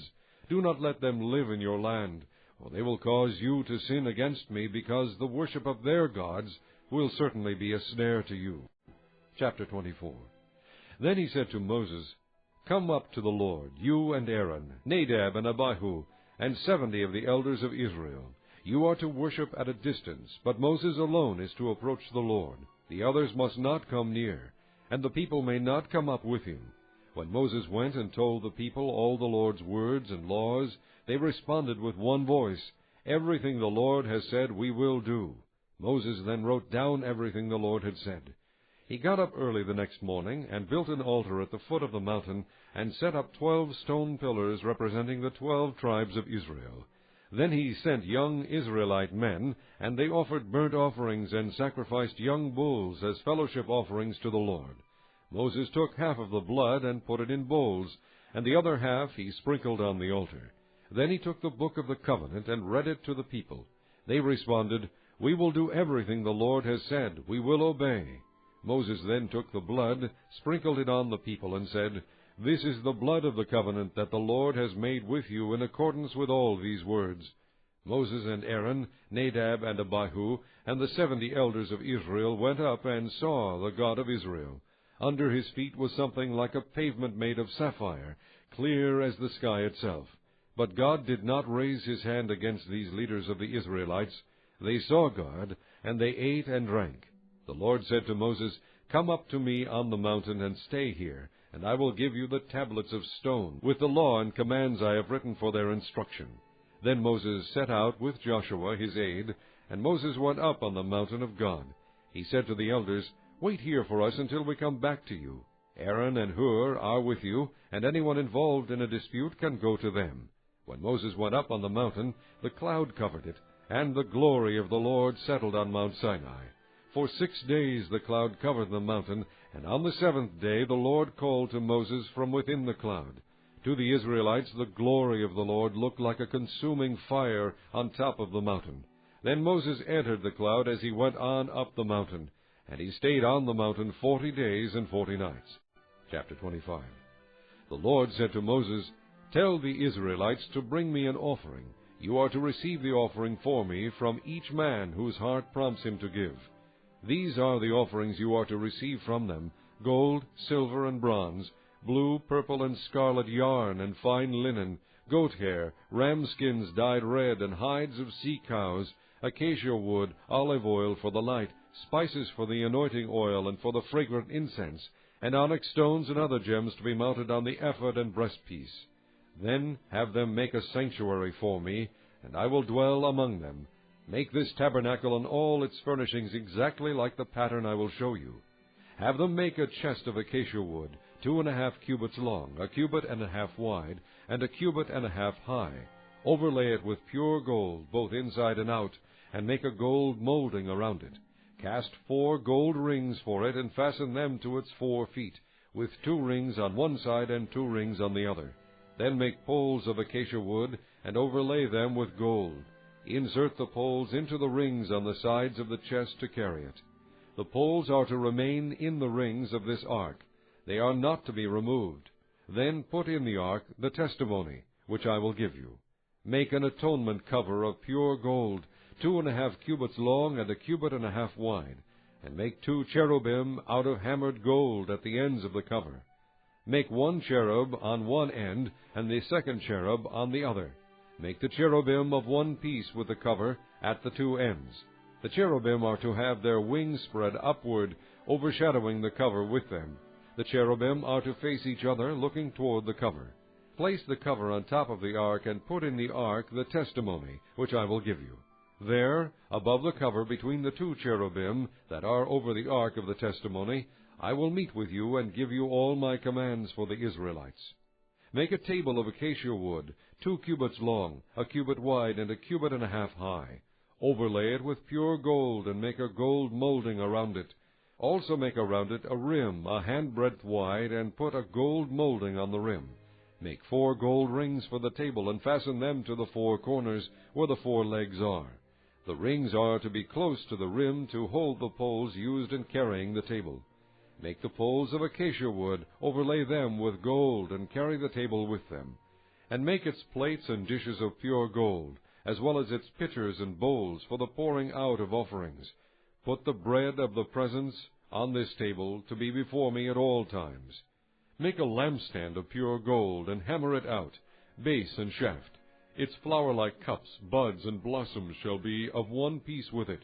6 branches are to extend from the sides of the lampstand, who have increased enough to take possession of the land. I will establish your borders from the Red Sea to the Sea of the Philistines, 3 on the next branch, and the same for all 6 branches extending from the lampstand. And on the lampstand there are to be 4 cups shaped like almond flowers, with buds and blossoms. 1 bud shall be under the first pair of branches extending from the lampstand, a 2nd bud under the 2nd pair, and a 3rd bud under the 3rd pair, 6 branches in all. The buds and branches shall all be of one piece with the lampstand hammered out of pure gold. Then make it 7 lamps, and set them up on it, so that they light the space in front of it. Its wick, trimmers, and trays are to be of pure gold. A talent of pure gold is to be used for the lampstand and all these accessories. See that you make them according to the pattern shown you on the mountain. Chapter 26. Make the tabernacle with 10 curtains of finely twisted linen and blue, purple, and scarlet yarn, with cherubim worked into them by a skilled craftsman. All the curtains are to be the same size, 28 cubits long and 4 cubits wide. Join 5 of the curtains together, and do the same with the other 5. Make loops of blue material along the edge of the end curtain in one set, and do the same with the end curtain in the other set. Make 50 loops on one curtain, and 50 loops on the end curtain of the other set, with the loops opposite each other. Then make 50 gold clasps, and use them to fasten the curtains together, so that the tabernacle is a unit. Make curtains of goat hair for the tent over the tabernacle, 11 altogether. All 11 curtains are to be in the same size, 30 cubits long and 4 cubits wide. Join 5 of the curtains together into one set, and the other 6 into another set. Fold the 6th curtain double at the front of the tent. Make 50 loops along the edge of the end curtain in one set, and also along the edge of the end curtain in the other set. Then make 50 bronze clasps, and put them in the loops to fasten the tent together as a unit. As for the additional length of the tent curtains, the half curtain that is left over is to hang down at the rear of the tabernacle. The tent curtains will be a cubit longer on both sides. What is left will hang over the sides of the tabernacle so as to cover it. Make for the tent a covering of ram skins dyed red, and over that a covering of hides of sea cows. Make upright frames of acacia wood for the tabernacle. Each frame is to be 10 cubits long and a cubit and a half wide, with 2 projections set parallel to each other. Make all the frames of the tabernacle in this way.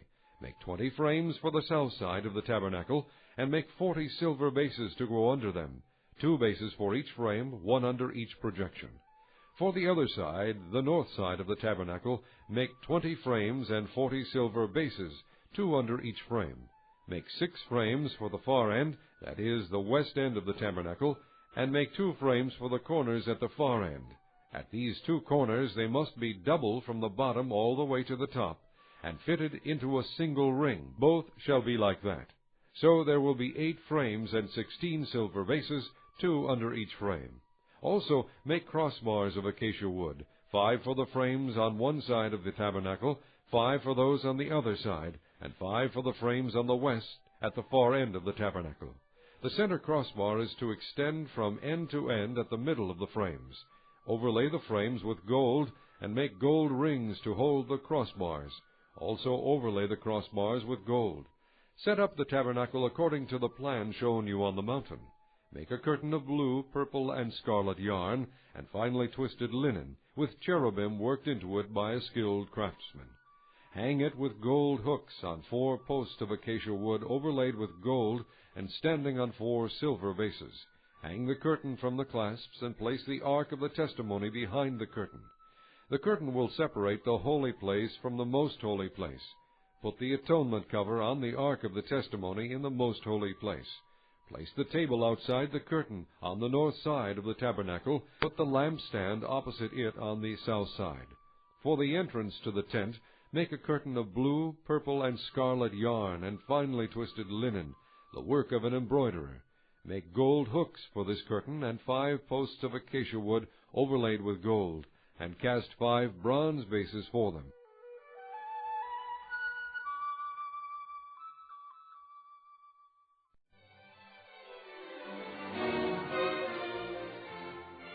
Chapter 27. Build an altar of acacia wood, 3 cubits high. It is to be square 5 cubits long and 5 cubits wide. Make a horn at each of the 4 corners, so that the horns and the altar are of one piece, and overlay the altar with bronze. Make all its utensils of bronze, its pots to remove the ashes, and its shovels, sprinkling bowls, meat forks, and fire pans. Make a grating for it, a bronze network, and make a bronze ring at each of the 4 corners of the network. Put it under the ledge of the altar so that it is halfway up the altar. Make poles of acacia wood for the altar, and overlay them with bronze. The poles are to be inserted into the ring so they will be on 2 sides of the altar when it is carried. Make the altar hollow, out of boards. It is to be made just as you were shown on the mountain. Make a courtyard for the tabernacle. The south side shall be 100 cubits long, and is to have curtains of finely twisted linen, with 20 posts and 20 bronze bases, and with silver hooks and bands on the posts. The north side shall also be 100 cubits long, and is to have curtains with 20 posts and 20 bronze bases, and with silver hooks and banded on the posts. The north side shall also be 100 cubits long, and is to have curtains with 20 posts and 20 bronze bases, and with silver hooks and bands on the posts. The west end of the courtyard shall be 50 cubits wide, and have curtains with 10 posts and 10 bases.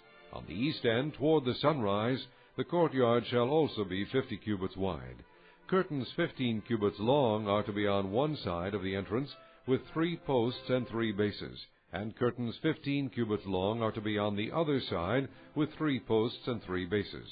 For the entrance to the courtyard, provide a curtain 20 cubits long of blue, purple, and scarlet yarn, and finely twisted linen, the work of an embroiderer, with 4 posts and 4 bases. All the posts around the courtyard are to have silver bands and hooks and bronze bases. The courtyard shall be 100 cubits long and 50 cubits wide, with curtains of finely twisted linen 5 cubits high, and with bronze bases. All the other articles used in the service of the tabernacle, whatever their function, including all the tent pegs for it and those for the courtyard, are to be of bronze. Command the Israelites to bring you clear oil of pressed olives for the light, so that the lamps may be kept burning. In the tent of meeting, outside the curtain that is in front of the testimony, Aaron and his sons are to keep the lamps burning before the Lord from evening till morning. This is to be a lasting ordinance among the Israelites for the generations to come. Chapter 28. Have Aaron your brother brought to you from among the Israelites, along with his sons Nadab and Abihu, Eleazar and Ithamar, so they may serve me as priests. Make sacred garments for your brother Aaron, to give him dignity and honor. Tell all the skilled men to whom I have given wisdom in such matters, that they are to make garments for Aaron for his consecration, so he may serve me as priest. These are the garments they are to make: a breastpiece, an ephod, a robe, a woven tunic, a turban, and a sash. They are to make these sacred garments for your brother Aaron and his sons, so they may serve me as priests. Have them use gold and blue, purple, and scarlet yarn, and fine linen. Make the ephod of gold, and of blue, purple, and scarlet yarn, and of finely twisted linen, the work of a skilled craftsman. It is to have 2 shoulder pieces attached to 2 of its corners, so it can be fastened. Its skillfully woven waistband is to be like it, of one piece with the ephod, and made with gold, and with blue, purple, and scarlet yarn, and with finely twisted linen. Take 2 onyx stones, and engrave on them the names of the sons of Israel in the order of their birth, 6 names on one stone, and the remaining 6 on the other. Engrave the names of the sons of Israel on the 2 stones the way a gem-cutter engraves a seal. Then mount the stones in gold filigree settings, and fasten them on the shoulder pieces of the ephod as memorial stones for the sons of Israel. Aaron is to bear the names on his shoulders as a memorial before the Lord. Make gold filigree settings and 2 braided chains of pure gold like a rope, and attach the chains to the settings. Fashion a breastpiece for making decisions, the work of a skilled craftsman. Make it like the ephod, of gold and of blue, purple, and scarlet yarn, and of finely twisted linen. It is to be square, a span long and a span wide, and folded double. Then mount 4 rows of precious stones on it. In the first row there shall be a ruby, a topaz, and a beryl. In the second row a turquoise, a sapphire, and an emerald. In the third row a jacinth, an agate, and an amethyst. In the fourth row a chrysolite, an onyx, and a jasper. Mount them in gold filigree settings. There are to be 12 stones, 1 for each of the names of the sons of Israel, each engraved like a seal with the name of one of the 12 tribes. For the breastpiece make braided chains of pure gold, like a rope. Make 2 gold rings for it, and fasten them to 2 corners of the breastpiece. Fasten the 2 gold chains to the rings at the corners of the breastpiece, and the other ends of the chains to the 2 settings, attaching them to the shoulder pieces of the ephod at the front. Make 2 gold rings, and attach them to the other 2 corners of the breastpiece on the inside edge next to the ephod.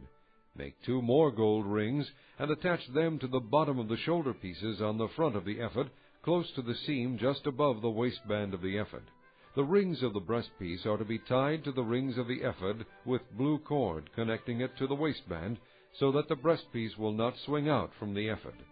Whenever Aaron enters the holy place, he will bear the names of the sons of Israel over his heart on the breastpiece of decision as a continuing memorial before the Lord. Also put the Urim and the Thummim in the breastpiece, so they may be over Aaron's heart whenever he enters the presence of the Lord. Thus Aaron will always bear the means of making decisions for the Israelites over his heart before the Lord. Make the robe of the ephod entirely of blue cloth, with an opening for the head in its center.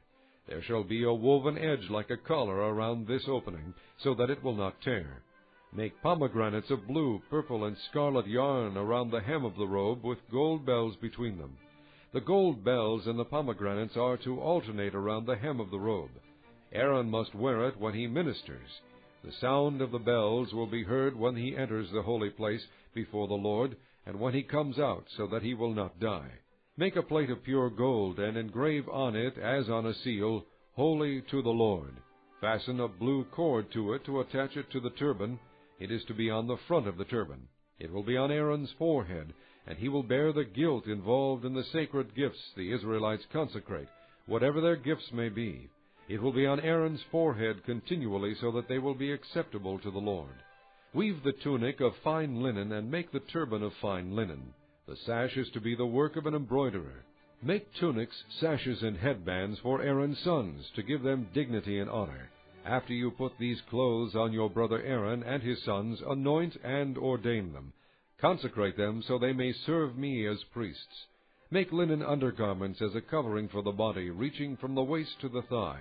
Aaron and his sons must wear them whenever they enter the tent of meeting, or approach the altar to minister in the holy place, so that they will not incur guilt and die. This is to be a lasting ordinance for Aaron and his descendants. Chapter 29.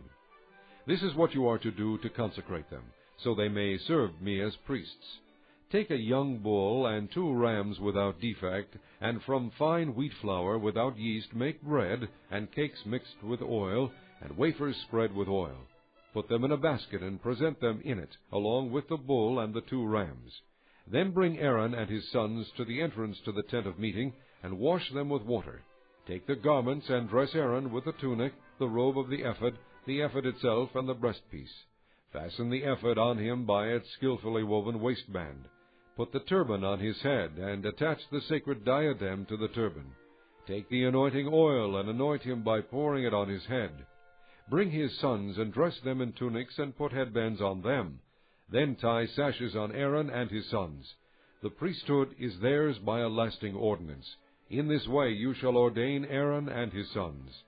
Bring the bull to the front of the tent of meeting, and Aaron and his sons shall lay their hands on its head.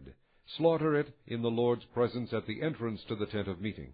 Take some of the bull's blood, and put it on the horns of the altar with your finger, and pour out the rest of it at the base of the altar. Then take all the fat around the inner parts, the covering of the liver, and both kidneys with the fat on them, and burn them on the altar. But burn the bull's flesh and its hide and its offal outside the camp. It is a sin offering. Take one of the rams, and Aaron and his sons shall lay their hands on its head. Slaughter it, and take the blood, and sprinkle it against the altar on all sides. Cut the ram into pieces, and wash the inner parts and the legs, putting them with the head and the other pieces. Then burn the entire ram on the altar. It is a burnt offering to the Lord, a pleasing aroma, an offering made to the Lord by fire. Take the other ram, and Aaron and his sons shall lay their hands on its head. Slaughter it, take some of its blood, and put it on the lobes of the right ears of Aaron and his sons, on the thumbs of their right hands, and on the big toes of their right feet. Then sprinkle blood against the altar on all sides, and take some of the blood on the altar, and some of the anointing oil, and sprinkle it on Aaron and his garments, and on his sons and their garments. Then he and his sons and their garments will be consecrated. Take from this ram the fat tail, the fat around the inner parts, the covering of the liver, both kidneys with the fat on them, and the right thigh. This is the ram for the ordination. From the basket of bread made without yeast, which is before the Lord, take a loaf and a cake made with oil and a wafer. Put all these in the hands of Aaron and his sons, and wave them before the Lord as a wave offering. Then take them from their hands, and burn them on the altar, along with a burnt offering, for a pleasing aroma to the Lord, an offering made to the Lord by fire. After you take the breast of the ram for Aaron's ordination, wave it before the Lord as a wave offering, and it will be your share. Consecrate those parts of the ordination ram that belong to Aaron and his sons, the breast that was waved and the thigh that was presented. This is always to be the regular share from the Israelites for Aaron and his sons. It is the contribution the Israelites are to make to the Lord from their fellowship offerings. Aaron's sacred garments will belong to his descendants, so that they can be anointed and ordained in them.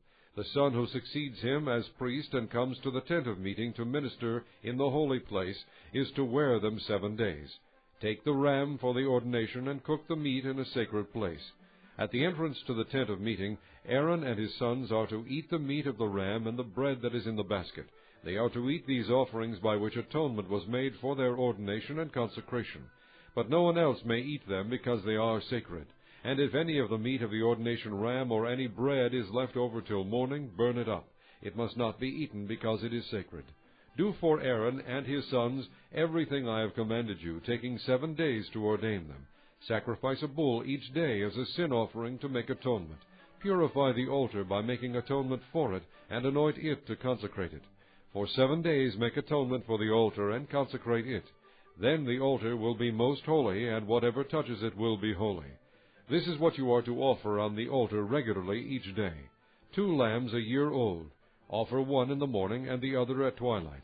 With the first lamb offer 1/10 of an ephah of fine flour mixed with 1/4 of a hin of oil from pressed olives, and 1/4 of a hin of wine as a drink offering. Sacrifice the other lamb at twilight with the same grain offering and its drink offering as in the morning, a pleasing aroma, an offering made to the Lord by fire.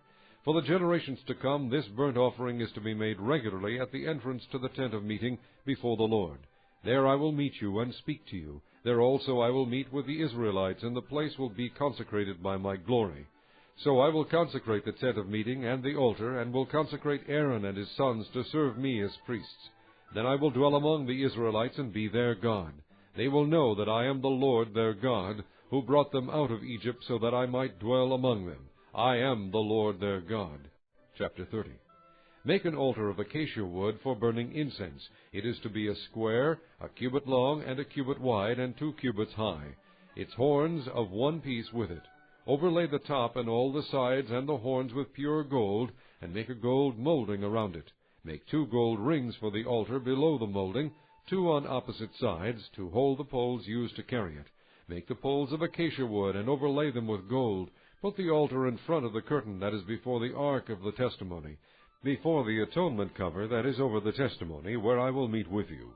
Aaron must burn fragrant incense on the altar every morning when he tends the lamps. He must burn incense again when he lights the lamps at twilight, so incense will burn regularly before the Lord for the generations to come. Do not offer on this altar any other incense, or any burnt offering or grain offering, and do not pour a drink offering on it. Once a year Aaron shall make atonement on its horns.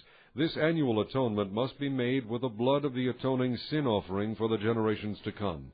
It is most holy to the Lord.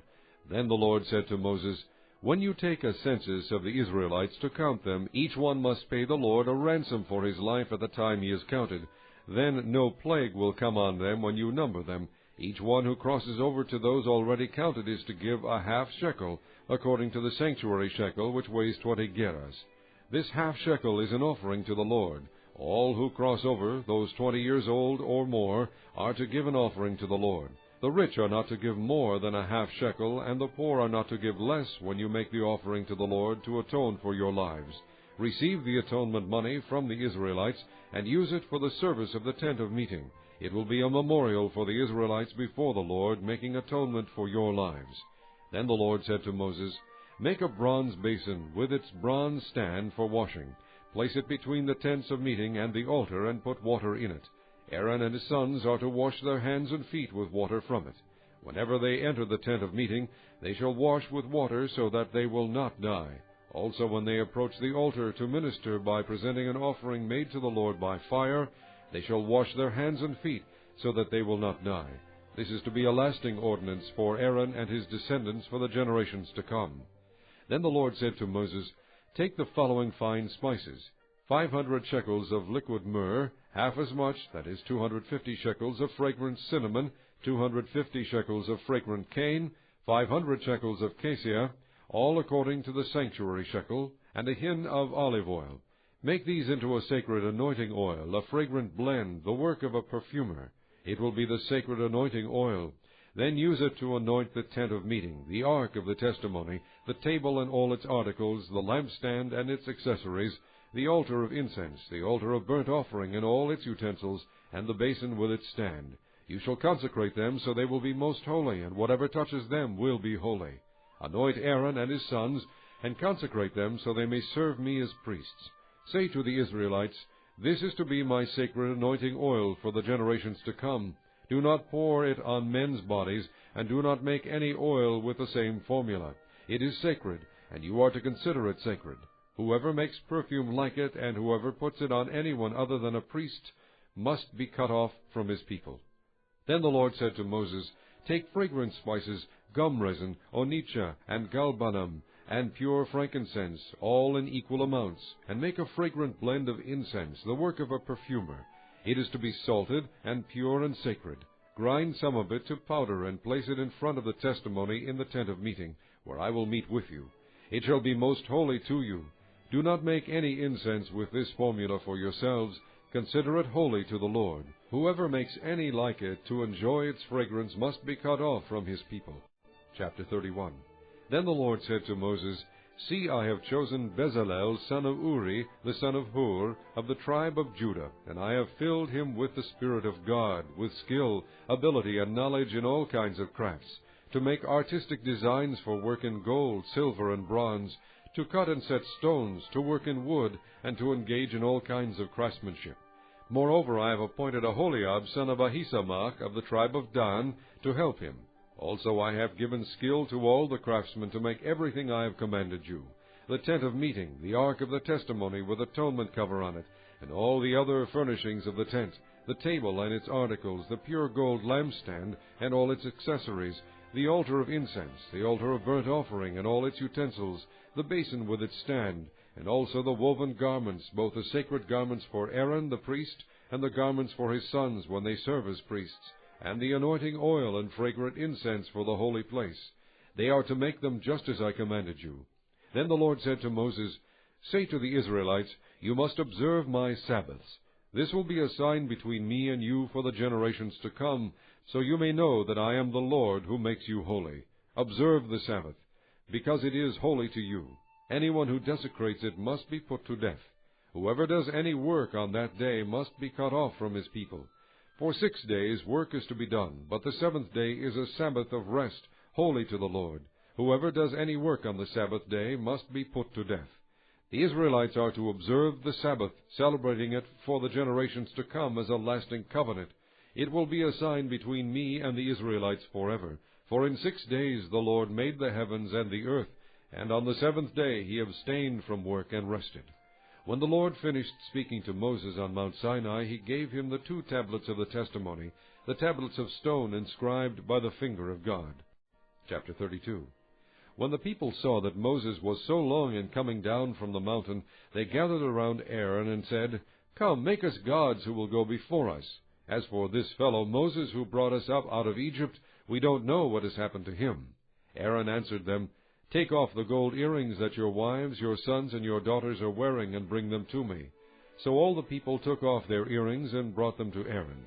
He took what they handed him and made it into an idol cast in the shape of a calf, fashioning it with a tool. Then they said, "These are your gods, O Israel, who brought you up out of Egypt." When Aaron saw this, he built an altar in front of the calf and announced, "Tomorrow there will be a festival to the Lord." So the next day the people rose early and sacrificed burnt offerings and presented fellowship offerings. Afterward they sat down to eat and drink and got up to indulge in revelry. Then the Lord said to Moses, "Go down, because your people, whom you brought up out of Egypt, have become corrupt. They have been quick to turn away from what I commanded them, and have made themselves an idol cast in the shape of a calf. They have bowed down to it and sacrificed to it, and have said, 'These are your gods, O Israel, who brought you up out of Egypt.' I have seen these people," the Lord said to Moses, "and they are a stiff-necked people. Now leave me alone, so that my anger may burn against them, and that I may destroy them. Then I will make you into a great nation." But Moses sought the favor of the Lord his God. "O Lord," he said, "why should your anger burn against your people, whom you brought out of Egypt with great power and a mighty hand? Why should the Egyptians say, 'It was with evil intent that he brought them out, to kill them in the mountains, and to wipe them off the face of the earth'? Turn from your fierce anger, relent, and do not bring disaster on your people. Remember your servants Abraham, Isaac, and Israel, to whom you swore by your own self, 'I will make your descendants as numerous as the stars in the sky, and I will give your descendants all this land I promised them, and it will be their inheritance forever.' Then the Lord relented and did not bring on his people the disaster he had threatened. Moses turned and went down the mountain with the 2 tablets of the testimony in his hands. They were inscribed on both sides, front and back. The tablets were the work of God. The writing was the writing of God, engraved on the tablets. When Joshua heard the noise of the people shouting, he said to Moses, "There is the sound of war in the camp." Moses replied, "It is not the sound of victory, it is not the sound of defeat. It is the sound of singing that I hear." When Moses approached the camp and saw the calf and the dancing, his anger burned, and he threw the tablets out of his hands, breaking them to pieces at the foot of the mountain. And he took the calf they had made and burned it in the fire. Then he ground it to powder, scattered it on the water, and made the Israelites drink it. He said to Aaron, "What did these people do to you, that you led them into such great sin?" "Do not be angry, my lord," Aaron answered. "You know how prone these people are to evil. They said to me, 'Make us gods who will go before us.' As for this fellow Moses who brought us up out of Egypt, we don't know what has happened to him." So I told them, "Whoever has any gold jewelry, take it off." Then they gave me the gold, and I threw it into the fire, and out came this calf. Moses saw that the people were running wild, and that Aaron had let them get out of control, and so become a laughingstock to their enemies. So he stood at the entrance to the camp and said, "Whoever is for the Lord, come to me." And all the Levites rallied to him. Then he said to them, "This is what the Lord, the God of Israel, says. Each man strap a sword to his side. Go back and forth through the camp from one end to the other, each killing his brother and friend and neighbor." The Levites did as Moses commanded, and that day about 3,000 of the people died. Then Moses said, "You have been set apart to the Lord today, for you were against your own sons and brothers, and he has blessed you this day." The next day Moses said to the people, "You have committed a great sin, but now I will go up to the Lord. Perhaps I can make atonement for your sin." So Moses went back to the Lord and said, "Oh, what a great sin these people have committed! They have made themselves gods of gold. But now please forgive their sin. But if not, then blot me out of the book you have written." The Lord replied to Moses, "Whoever has sinned against me I will blot out of my book. Now go, lead the people to the place I spoke of, and my angel will go before you. However, when the time comes for me to punish, I will punish them for their sin." And the Lord struck the people with a plague because of what they did with the calf Aaron had made. Chapter 33. Then the Lord said to Moses, "Leave this place, you and the people you brought up out of Egypt, and go up to the land I promised on oath to Abraham, Isaac, and Jacob, saying, 'I will give it to your descendants.' I will send an angel before you and drive out the Canaanites, Amorites, Hittites, Perizzites, Hivites, and Jebusites. Go up to the land flowing with milk and honey. But I will not go with you, because you are a stiff-necked people, and I might destroy you on the way." When the people heard these distressing words, they began to mourn, and no one put on any ornaments. For the Lord had said to Moses, "Tell the Israelites, 'You are a stiff-necked people. If I were to go with you even for a moment, I might destroy you. Now take off your ornaments, and I will decide what to do with you.'" So the Israelites stripped off their ornaments at Mount Horeb. Now Moses used to take a tent and pitch it outside the camp, some distance away, calling it the tent of meeting. Anyone inquiring of the Lord would go to the tent of meeting outside the camp. And whenever Moses went out to the tent, all the people rose and stood at the entrances to their tents, watching Moses until he entered the tent. As Moses went into the tent, the pillar of cloud would come down and stay at the entrance, while the Lord spoke with Moses. Whenever the people saw the pillar of cloud standing at the entrance to the tent, they all stood and worshipped, each at the entrance to his tent. The Lord would speak to Moses face to face, as a man speaks with his friend. Then Moses would return to the camp, but his young aide Joshua son of Nun did not leave the tent. Moses said to the Lord, "You have been telling me, 'Lead these people,' but you have not let me know whom you will send with me. You have said, 'I know you by name, and you have found favor with me.' If you are pleased with me, teach me your ways, so I may know you and continue to find favor with you. Remember that this nation is your people." The Lord replied, "My presence will go with you, and I will give you rest." Then Moses said to him, "If your presence does not go with us, do not send us up from here. How will anyone know that you are pleased with me and with your people unless you go with us? What else will distinguish me and your people from all the other people on the face of the earth?" And the Lord said to Moses, "I will do the very thing you have asked, because I am pleased with you, and I know you by name." Then Moses said, "Now show me your glory." And the Lord said, I will cause all my goodness to pass in front of you, and I will proclaim my name, the Lord, in your presence. I will have mercy on whom I will have mercy, and I will have compassion on whom I will have compassion. But, he said, you cannot see my face, for no one may see me and live. Then the Lord said, There is a place near me where you may stand on a rock. When my glory passes by, I will put you in a cleft in the rock, and cover you with my hand until I have passed by. Then I will remove my hand, and you will see my back, but my face must not be seen. Chapter 34. The Lord said to Moses, Chisel out 2 stone tablets like the first ones, and I will write on them the words that were on the first tablets, which you broke. Be ready in the morning, and then come up on Mount Sinai. Present yourself to me there on top of the mountain. No one is to come with you or be seen anywhere on the mountain. Not even the flocks and herds may graze in front of the mountain. So Moses chiseled out 2 stone tablets like the first ones, and went up Mount Sinai early in the morning, as the Lord had commanded him. And he carried the 2 stone tablets in his hands. Then the Lord came down in the cloud and stood there with him, and proclaimed his name, the Lord. And he passed in front of Moses, proclaiming, the Lord, the compassionate and gracious God, slow to anger, abounding in love and faithfulness, maintaining love to thousands, and forgiving wickedness, rebellion, and sin. Yet he does not leave the guilty unpunished. He punishes the children and their children for the sin of the fathers to the 3rd and 4th generation. Moses bowed down to the ground at once and worshipped. O Lord, if I have found favor in your eyes, he said, then let the Lord go with us. Although this is a stiff-necked people, forgive our wickedness and our sin, and take us as your inheritance. Then the Lord said, I am making a covenant with you.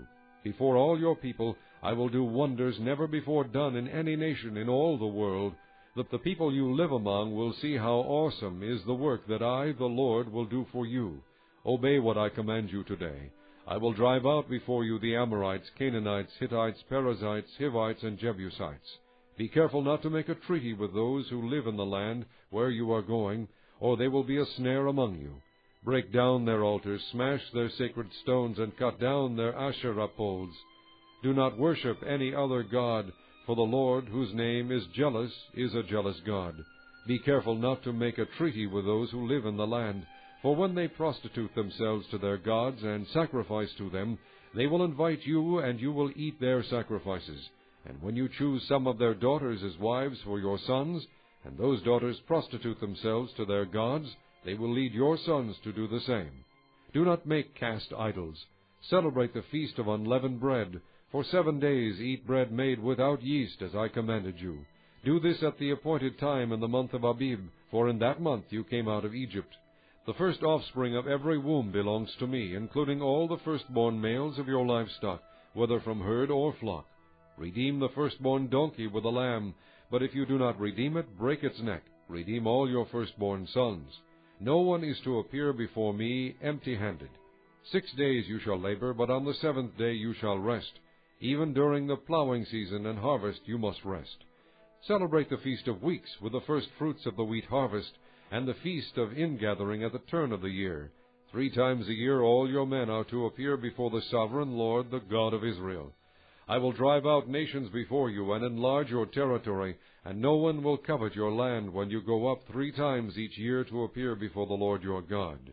Do not offer the blood of a sacrifice to me, along with anything containing yeast, and do not let any of the sacrifice from the Passover feast remain until morning.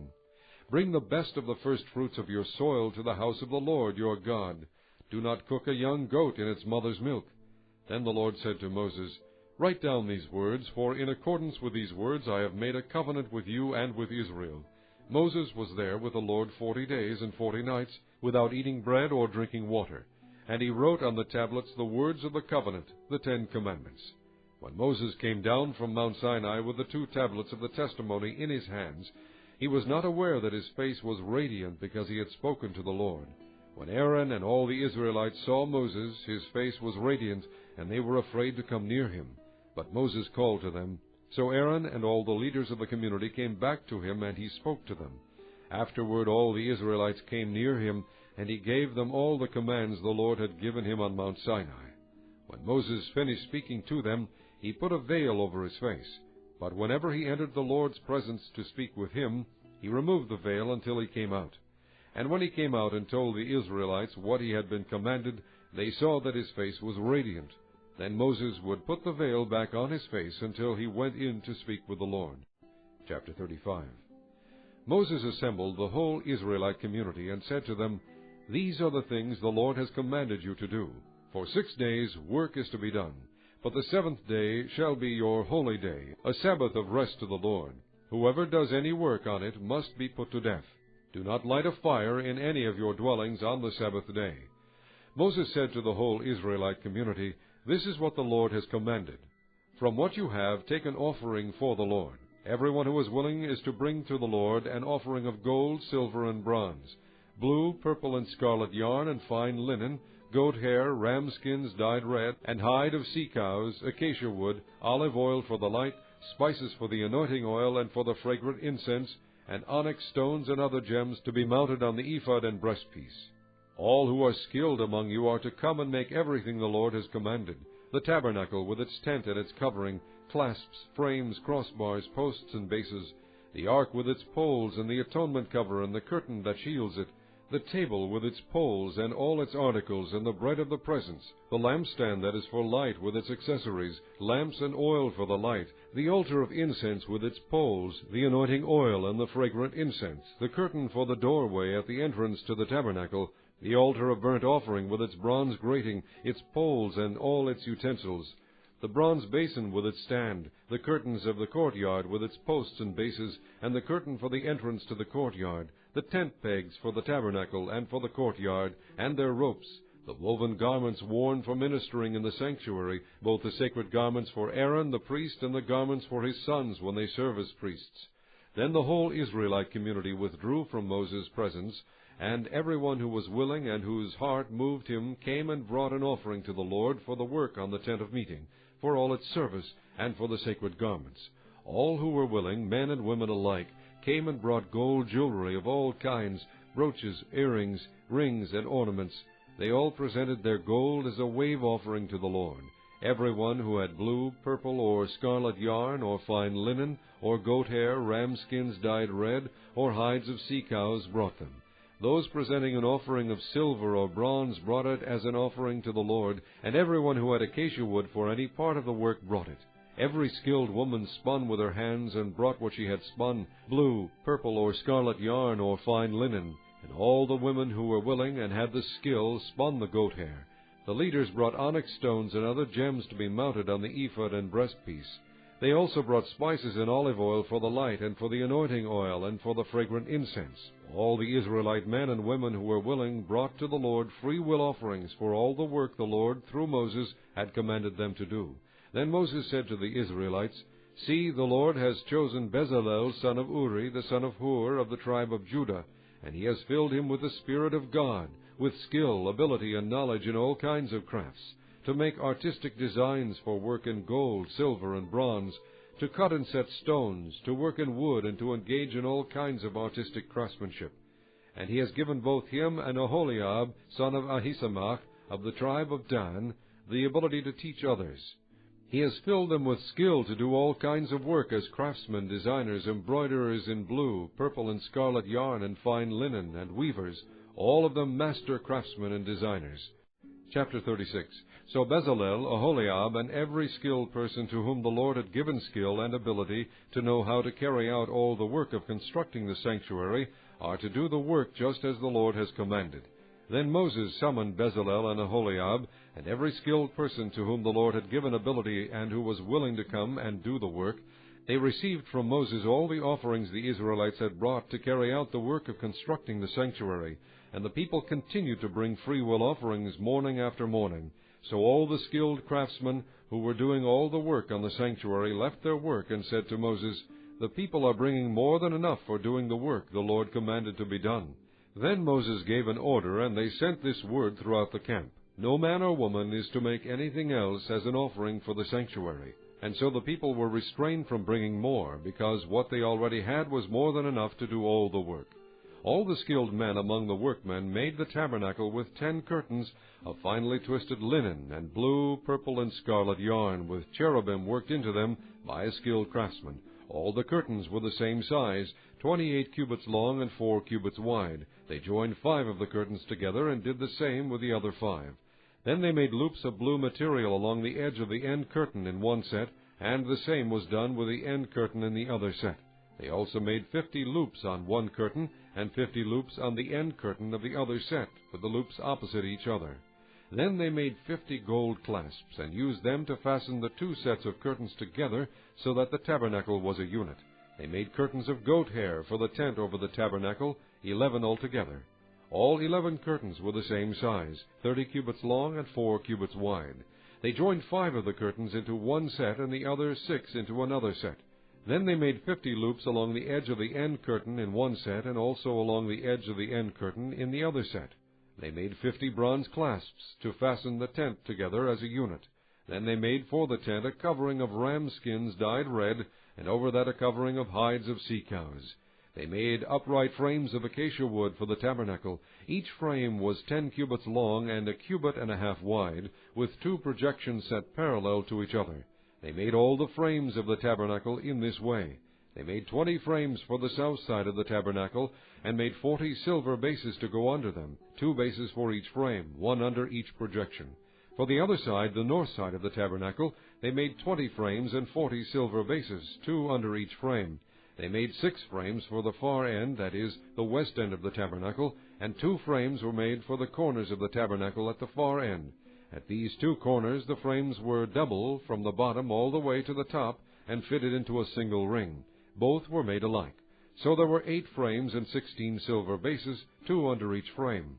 They also made crossbars of acacia wood, 5 for the frames on one side of the tabernacle, 5 for those on the other side, and 5 for the frames on the west at the far end of the tabernacle. They made the center crossbar so that it extended from end to end at the middle of the frames.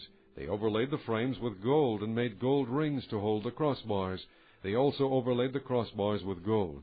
They made the curtain of blue, purple, and scarlet yarn and finely twisted linen, with cherubim worked into it by a skilled craftsman. They made 4 posts of acacia wood for it, and overlaid them with gold. They made gold hooks for them, and cast there 4 silver bases. For the entrance to the tent they made a curtain of blue, purple, and scarlet yarn and finely twisted linen, the work of an embroiderer. And they made 5 posts with hooks for them. They overlaid the tops of the posts and their bands with gold, and made their 5 bases of bronze. Chapter 37. Bezalel made the ark of acacia wood, 2.5 cubits long, and a cubit and a half wide, and a cubit and a half high. He overlaid it with pure gold, both inside and out, and made a gold molding around it. He cast 4 gold rings for it, and fastened them to its 4 feet, with 2 rings on one side and 2 rings on the other. Then he made poles of acacia wood, and overlaid them with gold. And he inserted the poles into the rings on the sides of the ark to carry it. He made the atonement cover of pure gold, 2.5 cubits long, and a cubit and a half wide. Then he made 2 cherubim out of hammered gold at the ends of the cover. He made 1 cherub on one end, and the second cherub on the other. At the 2 ends he made them of one piece with the cover. The cherubim had their wings spread upward, overshadowing the cover with them. The cherubim faced each other, looking toward the cover. They made the table of acacia wood, 2 cubits long, a cubit wide, and a cubit and a half high. Then they overlaid it with pure gold, and made a gold molding around it. They also made around it a rim a handbreadth wide, and put a gold molding on the rim. They cast 4 gold rings for the table, and fastened them to the 4 corners where the 4 legs were. The rings were put close to the rim to hold the poles used in carrying the table. The poles for carrying the table were made of acacia wood, and were overlaid with gold. And they made from pure gold the articles for the table, its plates and dishes and bowls, and its pitchers for the pouring out of drink offerings. They made the lampstand of pure gold, and hammered it out, base and shaft. Its flower-like cups, buds, and blossoms were of one piece with it. 6 branches extended from the sides of the lampstand, 3 on one side and 3 on the other. 3 cups shaped like almond flowers with buds and blossoms were on one branch, 3 on the next branch, and the same for all 6 branches extending from the lampstand. And on the lampstand were 4 cups shaped like almond flowers with buds and blossoms. 1 bud was under the first pair of branches extending from the lampstand, a second bud under the second pair, and a third bud under the third pair, 6 branches in all. The buds and the branches were all of one piece with the lampstand, hammered out of pure gold. They made its 7 lamps, as well as its wick trimmers and trays of pure gold. They made the lampstand and all its accessories from 1 talent of pure gold. They made the altar of incense out of acacia wood. It was square, a cubit long and a cubit wide, and 2 cubits high, its horns of 1 piece with it.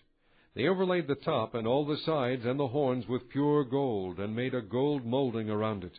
They made 2 gold rings below the molding, 2 on opposite sides, to hold the poles used to carry it.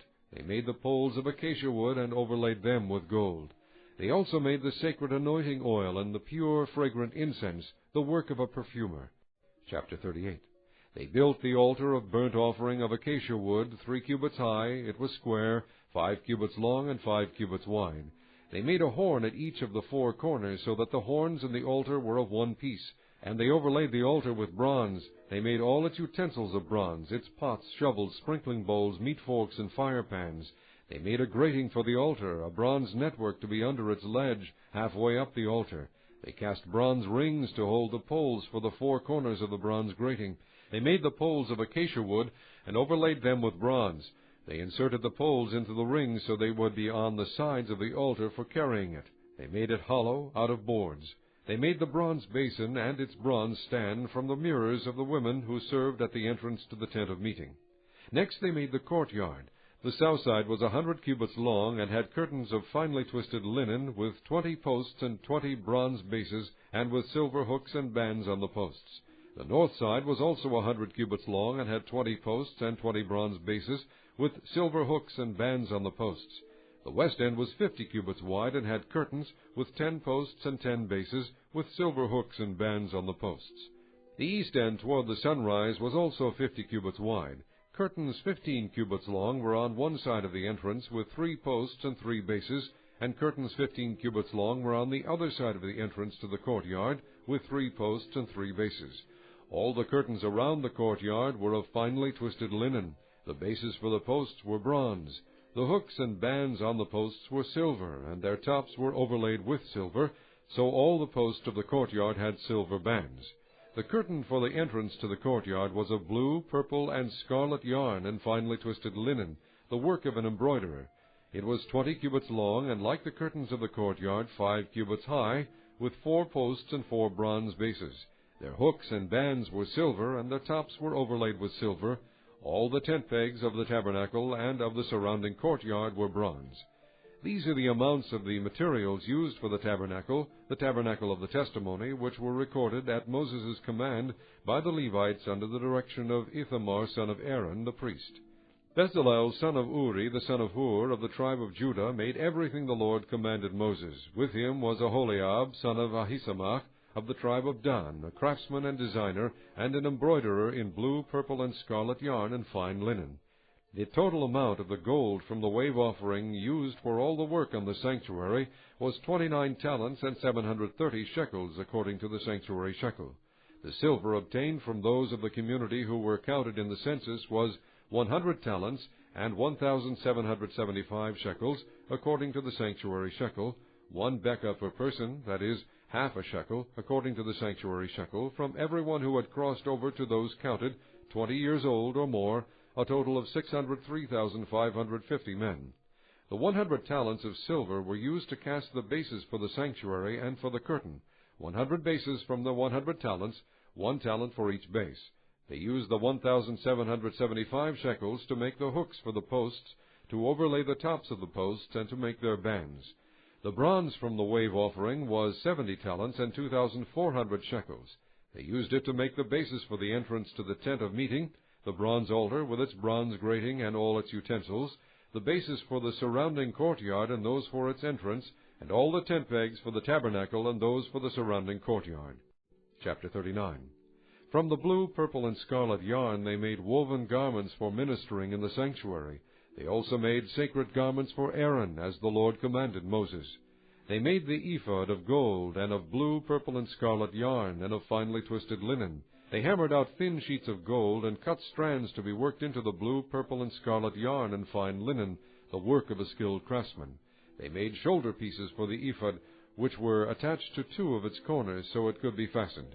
Its skillfully woven waistband was like it, of 1 piece with the ephod, and made with gold, and with blue, purple, and scarlet yarn, and with finely twisted linen, as the Lord commanded Moses. They mounted the onyx stones in the gold filigree settings, and engraved them like a seal with the names of the sons of Israel. Then they fastened them on the shoulder pieces of the ephod as memorial stones for the sons of Israel, as the Lord commanded Moses. They fashioned the breastpiece, the work of a skilled craftsman. They made it like the ephod, of gold and of blue, purple, and scarlet yarn, and of finely twisted linen. It was square, a span long and a span wide, and folded double. Then they mounted 4 rows of precious stones on it. In the first row there was a ruby, a topaz, and a beryl. In the second row a turquoise, a sapphire, and an emerald. In the third row a jacinth, an agate, and an amethyst. In the fourth row a chrysolite, an onyx, and a jasper. They were mounted in gold filigree settings. There were 12 stones, one for each of the names of the sons of Israel, each engraved like a seal with the name of one of the 12 tribes. For the breastpiece they made braided chains of pure gold, like a rope. They made 2 gold filigree settings and 2 gold rings, and fastened the rings to 2 of the corners of the breastpiece. They fastened the 2 gold chains to the rings at the corners of the breastpiece, and the other ends of the chains to the 2 settings, attaching them to the shoulder pieces of the ephod at the front. They made 2 gold rings, and attached them to the other 2 corners of the breastpiece, on the inside edge next to the ephod. Then they made 2 more gold rings, and attached them to the bottom of the shoulder pieces on the front of the ephod, close to the seam just above the waistband of the ephod. They tied the rings of the breastpiece to the rings of the ephod with blue cord, connecting it to the waistband, so that the breastpiece would not swing out from the ephod, as the Lord commanded Moses. They made the robe of the ephod entirely of blue cloth, the work of a weaver, with an opening in the center of the robe like the opening of a collar, and a band around this opening so that it would not tear. They made pomegranates of blue, purple, and scarlet yarn, and finely twisted linen around the hem of the robe. And they made bells of pure gold, and attached them around the hem between the pomegranates. The bells and pomegranates alternated around the hem of the robe to be worn for ministering, as the Lord commanded Moses. For Aaron and his sons they made tunics of fine linen, the work of a weaver, and the turban of fine linen, the linen headbands, and the undergarments of finely twisted linen.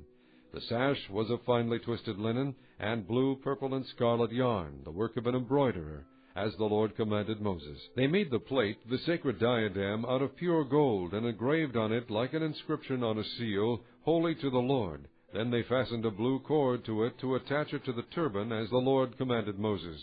So all the work on the tabernacle, the tent of meeting, was completed. The Israelites did everything just as the Lord commanded Moses.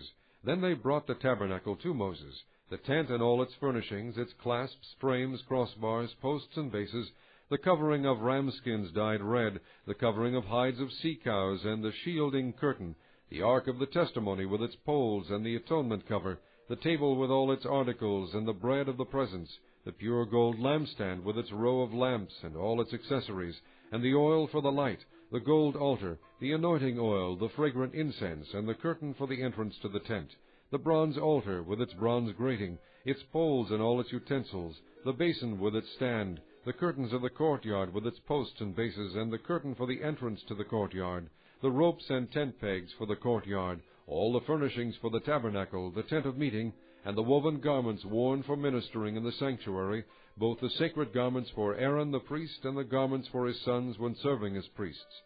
The Israelites had done all the work just as the Lord had commanded Moses. Moses inspected the work and saw that they had done it just as the Lord had commanded. So Moses blessed them. Chapter 40. Then the Lord said to Moses, Set up the tabernacle, the tent of meeting, on the first day of the first month. Place the ark of the testimony in it, and shield the ark with the curtain. Bring in the table, and set out what belongs on it. Then bring in the lampstand, and set up its lamps. Place the gold altar of incense in front of the ark of the testimony, and put the curtain at the entrance to the tabernacle.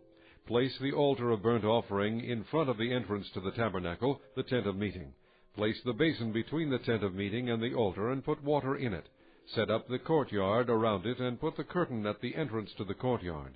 Take the anointing oil, and anoint the tabernacle and everything in it. Consecrate it in all its furnishings, and it will be holy. Then anoint the altar of burnt offering and all its utensils. Consecrate the altar, and it will be most holy. Anoint the basin and its stand, and consecrate them. Bring Aaron and his sons to the entrance to the tent of meeting, and wash them with water. Then dress Aaron in the sacred garments, anoint him, and consecrate him, so he may serve me as priest. Bring his sons, and dress them in tunics. Anoint them just as you anointed their father, so they may serve me as priests. Their anointing will be a priesthood that will continue for all generations to come. Moses did everything just as the Lord commanded him. So the tabernacle was set up on the first day of the first month in the 2nd year. When Moses set up the tabernacle, he put the bases in place, erecting the frames, inserted the crossbars, and set up the posts. Then he spread the tent over the tabernacle, and put the covering over the tent as the Lord commanded him. He took the testimony and placed it in the ark, attached the poles to the ark, and put the atonement cover over it. Then he brought the ark into the tabernacle, and hung the shielding curtain, and shielded the ark of the testimony as the Lord commanded him. Moses placed the table in the tent of meeting on the north side of the tabernacle outside the curtain, and set out the bread on it before the Lord, as the Lord commanded him. He placed the lampstand in the tent of meeting opposite the table on the south side of the tabernacle, and set up the lamps before the Lord, as the Lord commanded him. Moses placed the gold altar in the tent of meeting in front of the curtain, and burned fragrant incense on it, as the Lord commanded him. Then he put up the curtain at the entrance to the tabernacle. He set the altar of burnt offering near the entrance to the tabernacle, the tent of meeting, and offered on it burnt offerings and grain offerings, as the Lord commanded him. He placed the basin between the tent of meeting and the altar, and put water in it for washing. And Moses and Aaron and his sons used it to wash their hands and feet. They washed whenever they entered the tent of meeting or approached the altar, as the Lord commanded Moses. Then Moses set up the courtyard around the tabernacle and altar, and put up the curtain at the entrance to the courtyard. And so Moses finished the work. Then the cloud covered the tent of meeting, and the glory of the Lord filled the tabernacle. Moses could not enter the tent of meeting, because the cloud had settled upon it, and the glory of the Lord filled the tabernacle. In all the travels of the Israelites, whenever the cloud lifted from above the tabernacle, they would set out. But if the cloud did not lift, they did not set out until the day it lifted. So the cloud of the Lord was over the tabernacle by day, and fire was in the cloud by night, in the sight of all the house of Israel during all their travels.